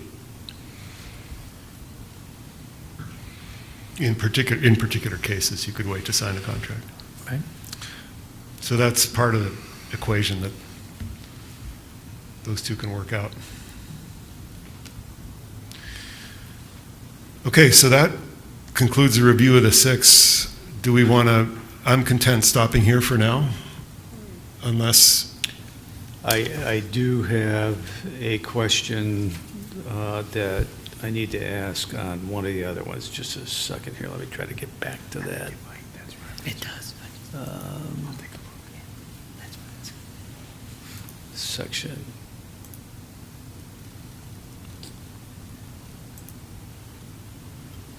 Can I just ask, Please. to circle back to that? So are we comfortable keeping the existing 6, or do you still want to discuss further about moving the CFO designee? Because I think the time is of the essence for this, and I know next week's meeting is going to be very, very full. Are we comfortable with keeping the 6 that we have right now?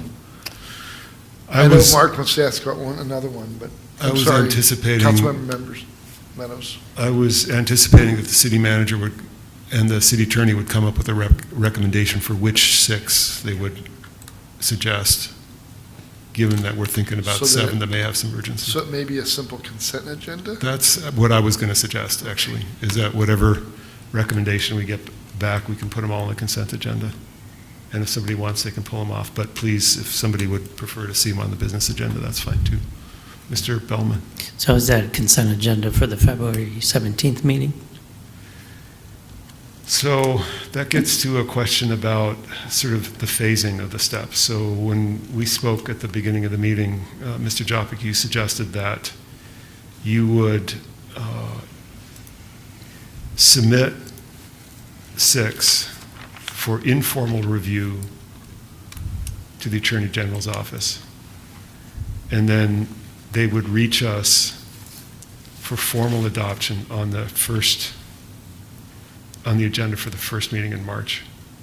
Did I recall that correctly?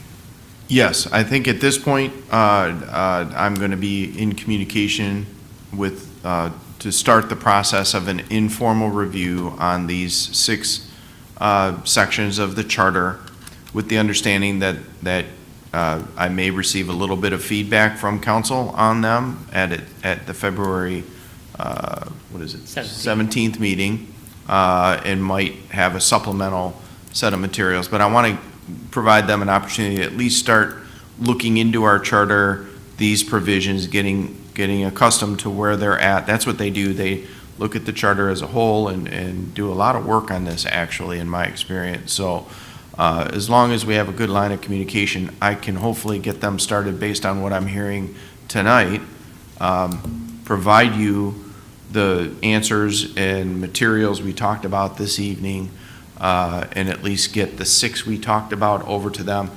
If we need to substitute one out and one in for this CFO issue, we can do that. There's still that ability. We won't be looking for you to actually adopt the formal resolution until the first meeting in March. So is there a reason to have any of this on the agenda on the 3rd, or on the 17th, I'm sorry? The only reason why I was attempting the 17th is to give the AG's office a little leeway, because, that 60 days come up against the deadline that we have to file with the city clerk. If there's any reason for delay with the AG's office, hitting that August date may become problematic. I don't know if 2 weeks or 3 weeks become helpful, or 2 weeks become helpful. Yeah, so here's a potential scenario, is that we receive feedback from the informal review by the Attorney General that says, hey, East Lansing, 2 of these, you need to do some more work on them and before you submit them for the formal review.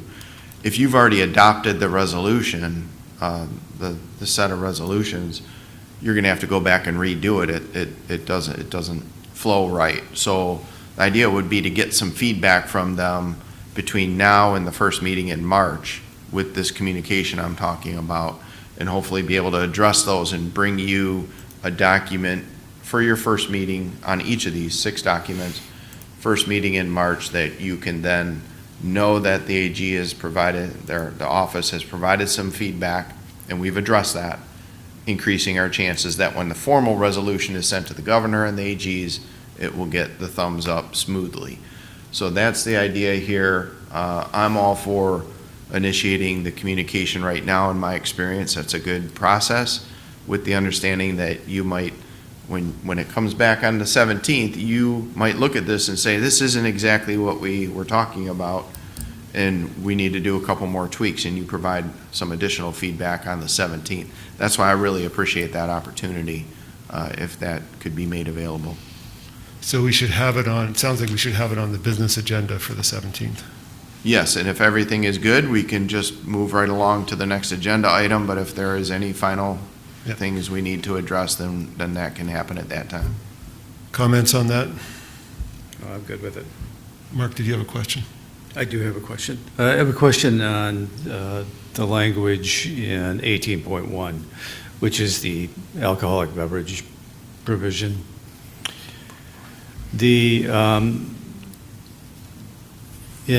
2022, the council had considered adding or having a ballot proposal to amend this to permit the city-sponsored events to have alcohol sales at them, which had been the city attorney opinion that involved that indicated that the city could not, under any circumstance based on the charter, because it wasn't specifically permitted, to allow alcohol sales at city-sponsored events. So I don't know why that proposal didn't go on the ballot, but what I wanted to ask is, because you have essentially cut this provision down to the city shall abide by the laws as outlined by the Michigan Liquor Control Code, I want to make sure that in the future, should the city determine that they want to allow alcohol sales at a city-sponsored event,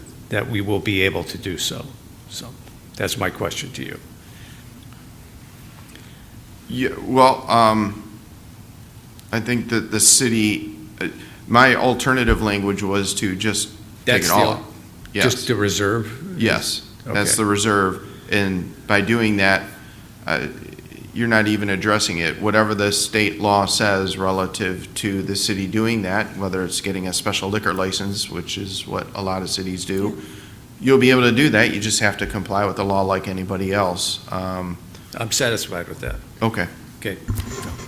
But the bigger question, it's not in the first 6. Is not the Well, should be item number We're getting close to 9 PM, so We are. you know what happens. Yep. Any further, so thank you, thank you for proposing that we step through these. That was very productive. Any final comments or questions about any of these items? Mr. Jopik, do you have sufficient guidance from us? No, I think that covers everything. I Okay. appreciate it. Very helpful. Okay, great. And so we'll plan to see these on the agenda next week, and with any luck, it'll all be fine, and we can forge ahead, and if not, it'll be our chance to make any final suggestions. Great.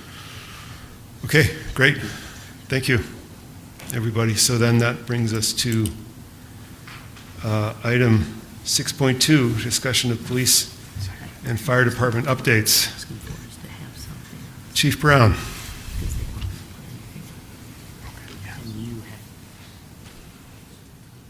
Thank you for sticking with us.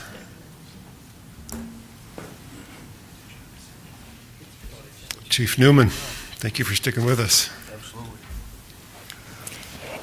Good evening, Mayor Altman and council members. Thank you for the opportunity to provide an update on several initiatives and activities within the police department. First, I'll talk about hiring and staffing. Recruitment and retention remain a priority for us. We continue to work aggressively to attract high-quality candidates through targeted recruitment and partnerships. Building and maintaining staffing levels that allow us to be proactive, visible, and responsive to the community continues to be one of our top goals. As you can see, we are still short officers, but are making some progress. I'm very excited to share that after a very long search process, a conditional offer has been made for a third social worker. 2 months ago, we started a department newsletter on a monthly basis. The first newsletter went out to about 2,750 people with each distribution. This is another tool to keep our residents informed about crime trends, prevention strategies, departmental accomplishments, and upcoming events. Transparency and communication are critical to maintaining trust, and the newsletter helps us share information with people who may not interact with us on a day-to-day basis or follow social media. The newsletter currently goes out to anyone that has signed up to receive the City of East Lansing e-dialogue. If you would like to receive our newsletter, please use the link up on the screen to subscribe. A week ago today, Assistant Chief Matt Kraft, Lieutenant Scott Sexton, and I accepted the Michigan Association of Chiefs of Police reaccreditation designation. The department's original accreditation occurred in 2023. The process to become accredited involves rigorous review of policies, practices, training, and operations to ensure that they meet established best practice standards for law enforcement. Accreditation is important because it demonstrates accountability, professionalism, and a commitment to continuous improvement. It also helps to reduce risk and ensures that we're providing service in a way that both reflects community expectations and modern policing standards. I'm proud to announce that we are now accredited until 2029. Members of the police department recently participated in the polar plunge in support of the Michigan Special Olympics. I'm proud of the employees who took part and many others who donated. Events like this strengthen our connection to the community while supporting an outstanding organization that provides opportunities for athletes across our state. For transparency, you'll see me in those photos, but I was only there for moral support, no jumping for me. On January 29th, the East Lansing Police Department held our annual award ceremony recognizing the exceptional work of our personnel. These awards highlighted life-saving actions, outstanding investigations, community engagement, and teamwork. It's important to take time to acknowledge the dedication and professionalism our staff brings to this job every day and often under challenging circumstances. The department handed out 32 awards that night. You can advance the slide. Taylor Knickerbocker was awarded the Civilian of the Year. She's the longest-serving police social worker since the East Lansing Police Department implemented the program. Taylor always puts others first, not just because she's a social worker, but because she has a passion for helping others. She implemented the One Mind Pledge to the department. Assistant Chief Matt Kraft will be here next month to talk more about the One Mind Pledge. This past summer, Taylor had a client who could not afford to get some landscaping work done at her home, and the weeds were beginning to become a potential city violation. Taylor took the time and effort to do the landscaping and the yard work herself to help her client avoid potential fines and tickets from the city. Detective Katie Harrison was awarded Officer of the Year. There's no one in the department that works harder on and off the clock than Katie. As a detective, she pours out her heart and soul into getting justice for her victims. She's mentored countless people who are aspiring police officers throughout the year, and she always helps without hesitation every time. It's no secret that people are able to observe Katie doing good things consistently for others. Some of these things include celebrating a lonely elderly woman's birthday by paying for everything out of her own pocket.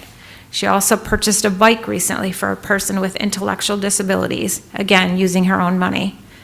I wish I could take time to describe all 32 awards that were given out to police officers, civilian employees, and community members. Next, I want to talk about our calls for service and traffic stops. So in January, the department handled approximately 1,134 calls for service, and officers conducted 440 traffic stops. In January of 2025, officers made 375 traffic stops, so there was an additional 65 traffic stops made this year over last. And I also want to point out that more than one officer often goes to calls or traffic stops, so those are simply single numbers where officers were dispatched or made those traffic stops. These stops are not only an important tool for traffic safety, but also for crime prevention and community engagement. We're working to do a better job to get this data out and more information on to our community via our website. Again, Assistant Chief Kraft will be here next month and will provide an update regarding our progress related to data transparency. Finally, I want to provide some updates regarding the Downtown Solutions Committee. As you remember, the Downtown Solutions Committee came to City Council on December 9th of 2025 and presented 13 recommendations. Of the 13, City Council approved 6. And at the December 18th, 2025 meeting, the DDA approved 5 recommendations. 2 of the recommendations, a pilot social district and Elba al fresco, didn't result in any action. Regarding the 11 recommendations, I'd like to provide an update on each of those. With regard to the camping and parking lot ordinances, those are being considered in front of you next week. As a reminder, we had issues escalate quickly this fall, and the city responded by forming a cross-departmental committee to assess the problems and identify solutions. This group met over a 5-week period and included representation from nearly every operational area of the city. Most members were city directors, but we also had active participation from Michigan State University through Sue Webster, who serves as the Director of Community and Student Relations. Once the issues and potential solutions were identified, key stakeholders, including the Downtown Development Authority, Advance Peace, the Downtown Management Board, the Responsible Hospitality Council, and representatives from a downtown neighborhood were engaged. I want to be clear that the Downtown Solutions Committee is separate from the unhoused workshops that were hosted this fall. The Community and Economic Development team partnered with the National Charette Institute, staff and students, and facilitated 2 workshops focused on conversations around the unhoused population.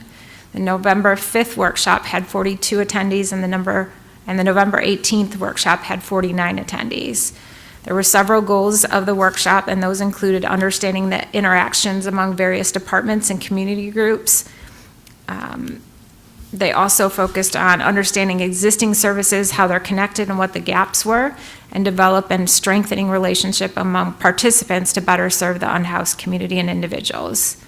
I'm happy to update you that a subcommittee has now been formed, which is led by Heather Pope, Director of Community and Economic Development, Landon Bartley, Planning and Zoning Principal Planner, and Elaine Hardy, the Diversity, Equity, and Inclusion Director.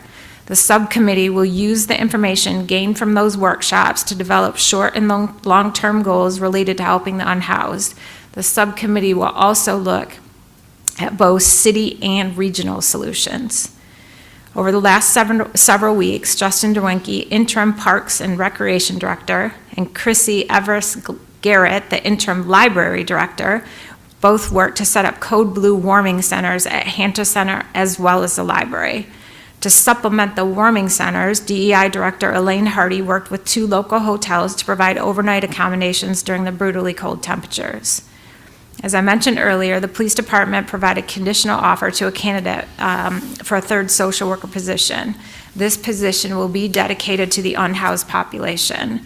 Our current 2 social workers are already working with community partners to provide social services to our unhoused population. Both social workers recently attended several training courses which will allow them better to serve the unhoused population. I'm happy to share that our social workers in the last month have been able to get 2 people permanent housing. In one circumstance, the individual was very concerned about his personal property, so our social worker helped to arrange free storage for his property. We believe our current unhoused census is about 6 to 12 individuals, so placing 2 people in permanent housing is a great start. With regards to the ordinances proposed by the committee, the ordinance restricting traffic stops related to removing loud exhaust from a list of prohibited stops was approved by City Council in January. The communication director has been educating the community through e-dialogue and social media regarding this change. I wanted to make sure that we educated the community before we started enforcement.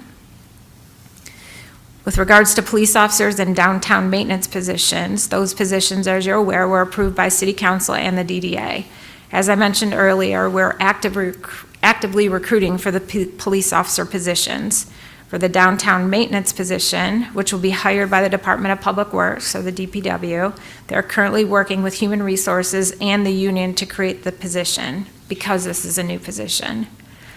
The city manager did speak with a city lobbyist regarding statewide legislative changes to emissions and aftermarket changes to vehicles. The deputy parking administrator for the city is looking at feasibility of fencing the transformer in the Target Rally House alley.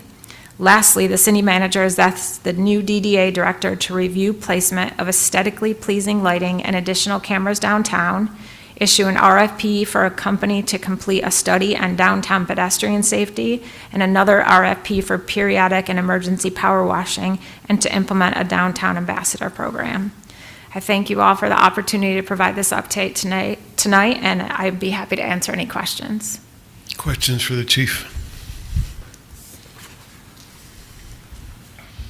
A couple. I may have zoned out.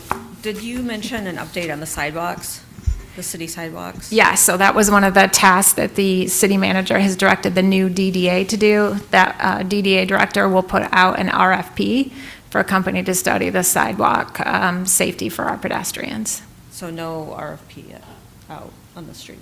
Not on the sidewalk, but the initial phase of design of the pedestrian safety around Ann Street Plaza is out, and then we have the RFP going out for the bollards, and then the sidewalk review will be all part of that. All right. So, and I just want to make sure I'm clear. So of the additional stops that you mentioned in January, you haven't started enforcing the loud exhaust? That is correct. Post-market. So those additional stops are not related to that. Okay.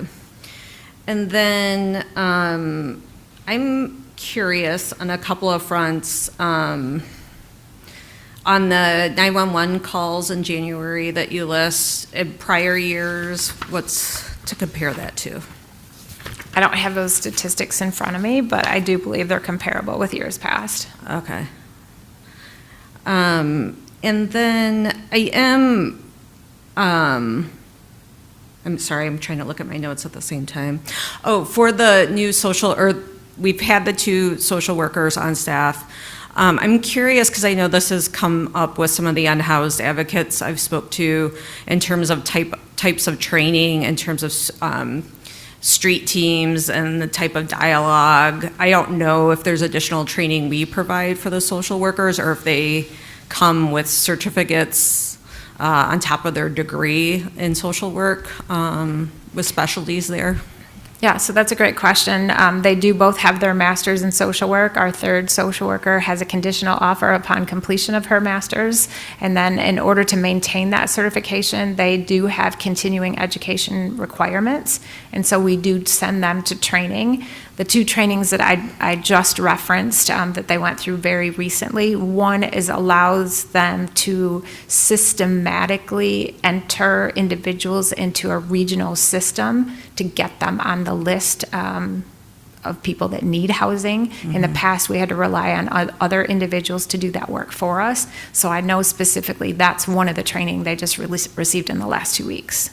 And is that for the capital, I know that this is, I'm probably going to get the acronym wrong, capital, I want to say capital area, but for the regional that services the unhoused population, we have someone from the city that sits on that The board. consortium board. Yeah, who is that? Matt Apostle, I believe. Matt is on that board, okay.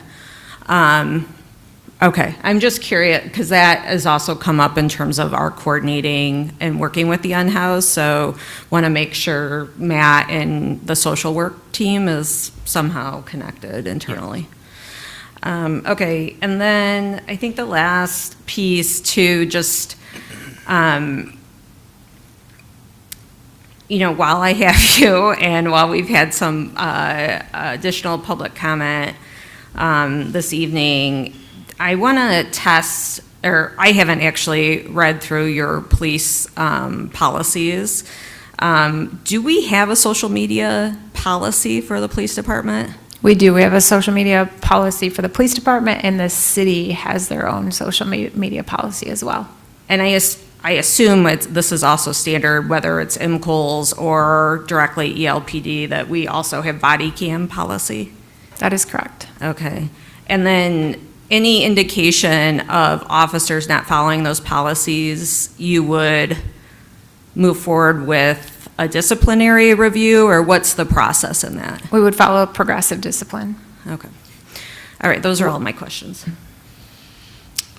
Any I'm questions? sorry, I said I didn't. But with the numbers of the calls and the number of police officers, so how many people are roughly on patrol right now, the officer level, not supervisor level, but the actual people that are on the road? 3 officers per shift. That's days and nights. Approximately total, you know, how many people are on patrol? Oh, meaning that how are- many are on shift for days and nights total? Total, is there like 25, 30 Patrol that are. officers in patrol? Yeah, so off the top of my head, there's probably 24. Because there's a lot of people on special assignments, and there's some people that are hurt right now. That is Yeah, correct. stuff. We have, so again, we're at approximately 45 officers right now, and we have 3 that are on light duty, so they're unable to work the road. We also have 1 that is on military leave, and so he's deployed overseas. And then we have folks assigned to administrative duties, including myself, and then we also have folks in our detective bureau which follow up on all of our crimes. And I do want to call out, Officer Ba is serving heroically overseas right now, so he's a part of the team, but yet he's overseas. And some of the people are actually in training right now too, right? That is correct. So of that 45, we have 2 in training, in the field training process. And as I've spoke about with City Council in the past, it's a 16-week police academy and then another additional 5 to 6 months to get them through training successfully. So it's almost a 9-month period before they're even able to be on the road on their own. Right. And most of the calls are 2-officer calls too, not all of them, but some. Well, That's correct. That's why I made that side note. So when I say 1,134 calls, that's a number of calls dispatched, but rarely is an officer, one single officer dispatched to a call. Most often, calls are dispatched Okay. 2 officers at a time. Thank you very much. Thanks. My only question was about the statistics. So we have the statistics for January, and then you mentioned the statistics for January 2025. I don't want to add to the amount of work it takes to put these slides together, but I think having trends would be really interesting. Yeah, and that's what I mentioned is that Assistant Chief Kraft next month will provide an update regarding data transparency. So our goal is to get all that information directly on our website so that not only does City Council see it, but our community can see it as well. And do you attribute the increase in traffic stops to change in direction that you've given your officers, the increase? Yeah, almost daily, I hear from the community about concerns related to traffic. And so all of our officers have been given very direct orders that traffic stops are important, and enforcing things like running stop signs and speeds are important, especially in the neighborhoods. We've also heard about concerns on the main roads related to drag racing and speeding there.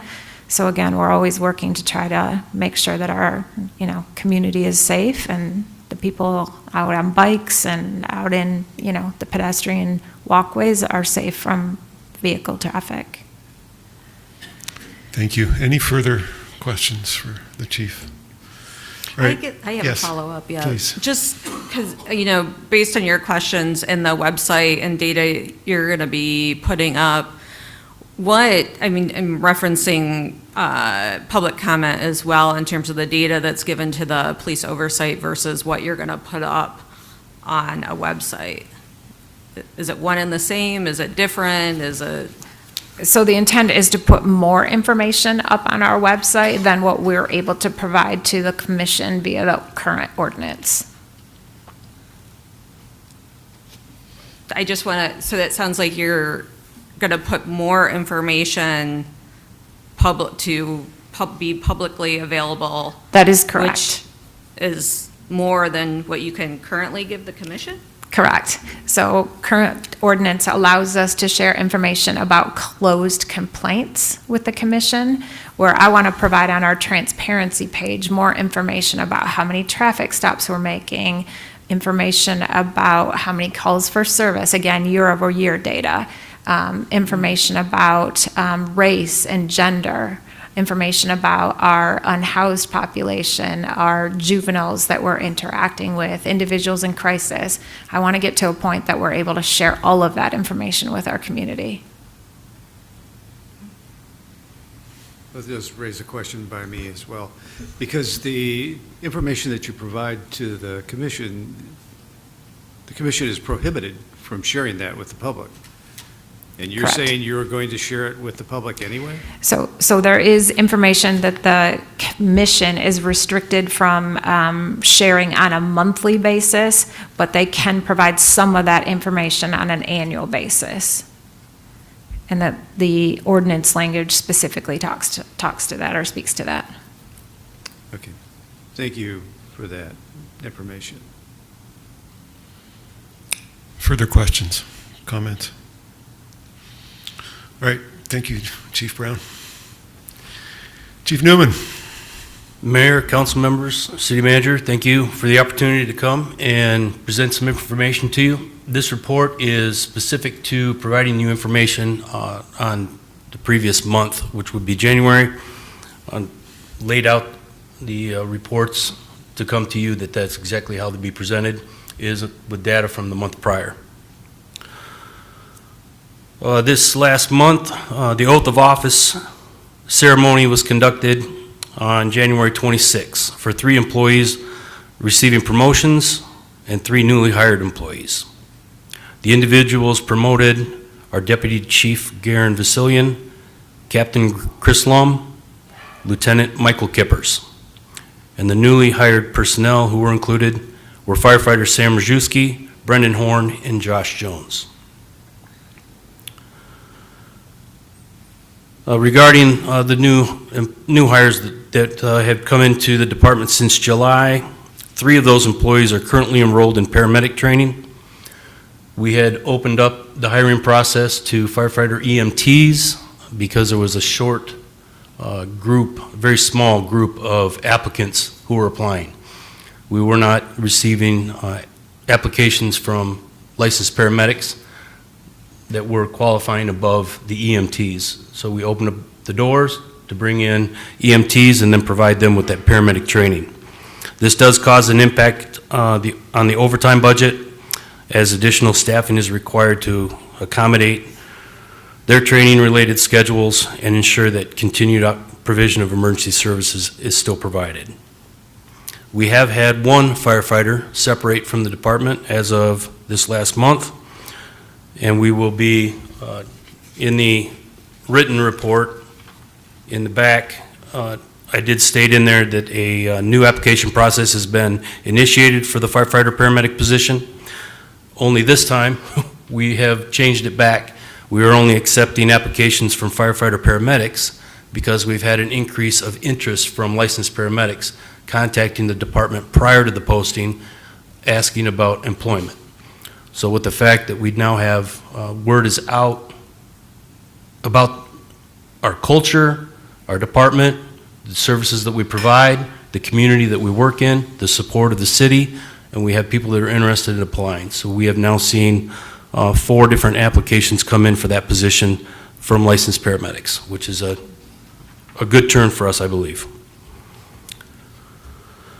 In regards to staffing, we are approved for 57 personnel. With 1 leaving, we are at 56. Out of those 57, 51 are firefighters. And of those 51 firefighters, 48 are paramedics.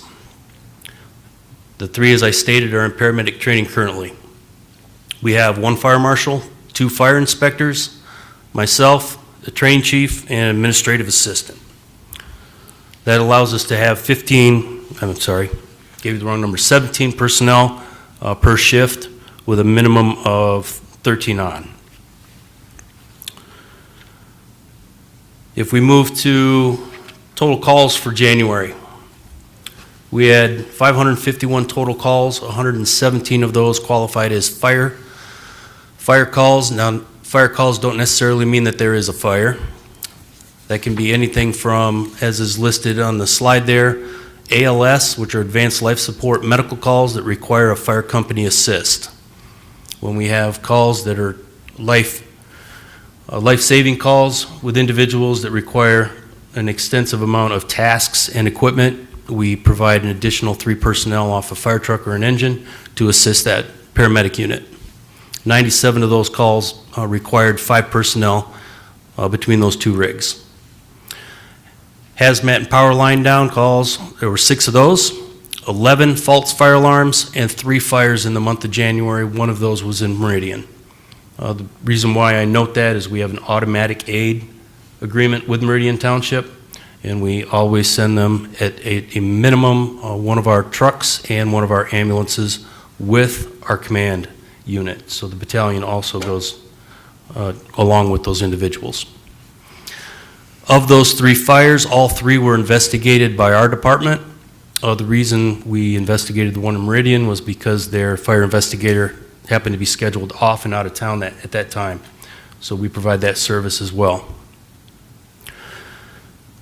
Within the Fire Prevention Bureau, the Community Risk Reduction Engagement, they conducted 28 fire and life safety inspections and 45 re-inspections. Those life safety inspections and re-inspections are conducted on large group housing facilities, apartment buildings, frats, sororities, and the co-ops. A total of 222 buildings were inspected in January. 3 assembly inspections were completed, 25 plan reviews, 8 safety education presentations. There were, due to the prompt on there, I cannot read off of that, I'll read off my notes.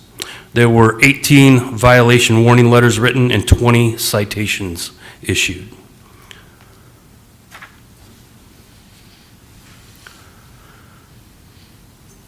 Does anybody have any questions off the information there?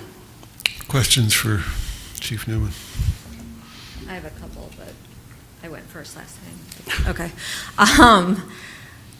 Similar to, I really appreciate the data snapshot. It's always something we could compare it to. I'm not sure if January for 551 calls, is that par for the course, or did we see a big surge? It was actually a little lighter. Little lighter? Yeah, a little lighter.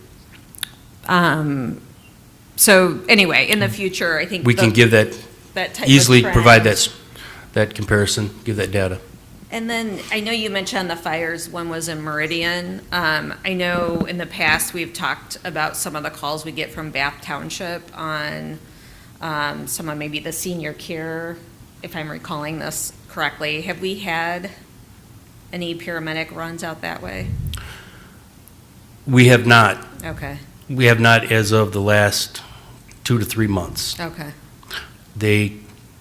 Bath Township and DeWitt Township now have contracted with Eaton Area oh, gotcha. Ambulance Service, and they actually house an ambulance at the DeWitt Township station, and we have not responded up that direction For a while now. for a while now. Okay, that's, I'm just recalling from our prior chiefs, fire chiefs. I am gathering data on mutual aid that is given and received on both sides, Yep. so I can bring that as well, so you can see that piece.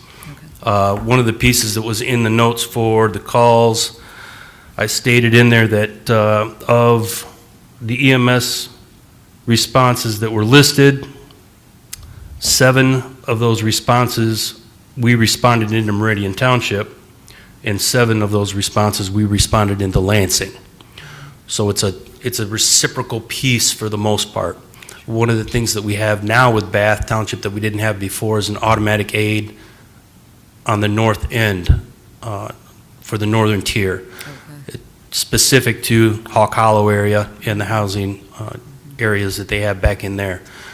We have not had the agreement long-standing, it's new, but it is something that we can make a response quicker to that area from Station 1 on Abbott than they can from their station. So that's an agreement we have with them now, which has sparked 2 different training opportunities that we have shared with them, so that way our personnel are building those professional relationships. So when we are working together, they know each other. Yeah, that's great. And then congratulations on the paramedic recruitment. I know just generally speaking, we have an aging population, and, having folks have those expertise ready and willing to serve is great, so. We have a very young department. Yeah. That's what I hear everywhere, right? It is. We can relate. Yes, it's I'll be- it's a very young department. Mr. Bellman. I didn't know if interim fire chief Newman wanted to share the story of the number of calls Station 2 received in one particular weekend that you shared to the Financial Health Review Committee, where I think it was up in the 40s, which was an unusual day, but I think it was the weather. Was that in January? That one was in January. That one was, yes, that was in January. They had 45 calls. 45 calls in one 24-hour period, so they were, Station 2 didn't handle all those themselves. It's impossible to handle all those themselves. So there was a transition of the staff and personnel from the city here, out of the station on Abbott, over to campus.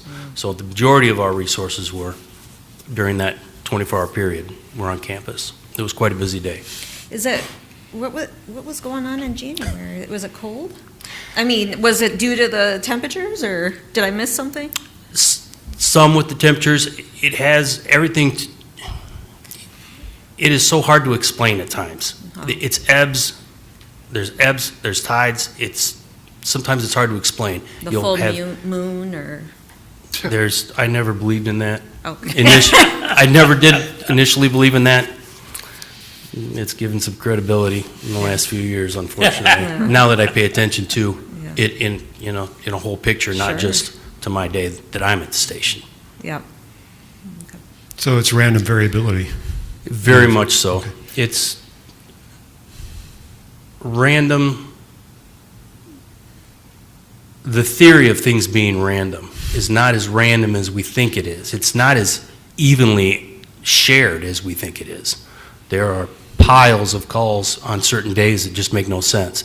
And they will tell you, there seems like you'll have a call for a stroke after a call for a stroke, after a call for a stroke, after a call for a stroke, because it's not as random as we think it is. And so then the question is whether there's some unifying variable that ties those together that we don't understand. It'd be interesting to find that piece out. Yep.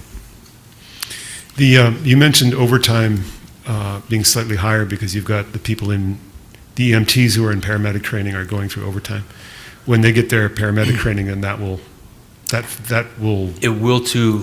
It will slightly, but we were approved for 3 additional personnel to bring that additional ambulance in service. The complication with that argument is those 3 people for that rig alone means that 2 of them are working every 2 days. Only one would have a day off before that one has to come back so that one of the others can have a day off. That doesn't take into account vacations, leave time, sick, injuries, because you have to have 2 individuals for an ambulance. And if you're only hiring 3, you're only basically giving yourself that ambulance every 3rd day. So it's not going to soften it completely. It's going to assist, but it's not going to soften it completely. I guess what I was, EMTs, to become paramedics, EMTs have to go through additional training. Yes. Right. Yes. And you attributed some of the overtime to those EMTs being off in training to become paramedics. And that will eventually end when they become paramedics. That portion of that overtime, yes, it will. Okay. But we will still have some overtime. Does that mean you need more positions to get rid of the overtime? Yes, we do. And that's a discussion between you and the city manager, I guess, right? We have had conversations, and I am in the process of gathering data and bringing it to them. Okay. You had 28 fire and life safety inspections, 45 re-inspections, total buildings 222. What's the difference? So there's about... Okay, so a single inspection is scheduled as a single inspection, but it may include all of Chandler Crossing's apartment complex. So all those buildings are included under that one scheduled inspection. So there's no other types of inspections there that aren't mentioned here? It's just, no. Okay, all right. Any other questions? I do have just a point. 30 years ago, there was just Independence Village. Now there's many other senior housing groups in town. Has that impacted your medical responses? Significantly. Significantly. And it's not just East Lansing. Meridian's seen, they've experienced the same development in their community. DeWitt Township, Lansing, Holt Delhi, everybody has seen the development of those facilities because there's a need for them. The problem is it puts a burden on all the services. So the days that we had, that we were called into Lansing meant that all of their resources were used. They didn't have anybody left to take a call, so the next individual goes. What isn't identified in those numbers is the fact that once we are out of our area and we get a call, we now are relying on Meridian Township to come in and pick that up, or Delhi, or Lansing Township. We've had NISA in to pick up calls, because once one domino falls, the next one just lays down right next to it. So, for the record, I love the fact we have senior housing and senior developments in town, but I just recognize that there's a lot of calls to those facilities that I've seen that you have to do. So I appreciate your service toward those sensitive communities. If I can, Mr. Reynolds. I just asked the old guy here. I'm on the leading edge of the boomer generation. So, I'm going to be 79 in April. And I think there's one more year ahead of me, so that person would be 80. But there's 20 years of boomer generation right behind me. And the issue that the chief is describing is going to become more and more of a demand on services, and we have to begin to plan for that.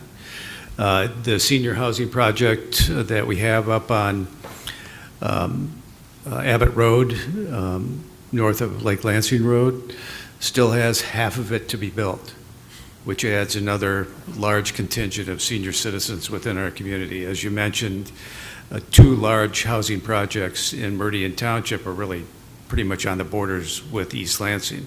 So our service area is huge, and those EMT demands to those locations are going to continue to become larger and larger as we go forward. So now is the time for us to begin to plan on the expansion of the fire department within this community.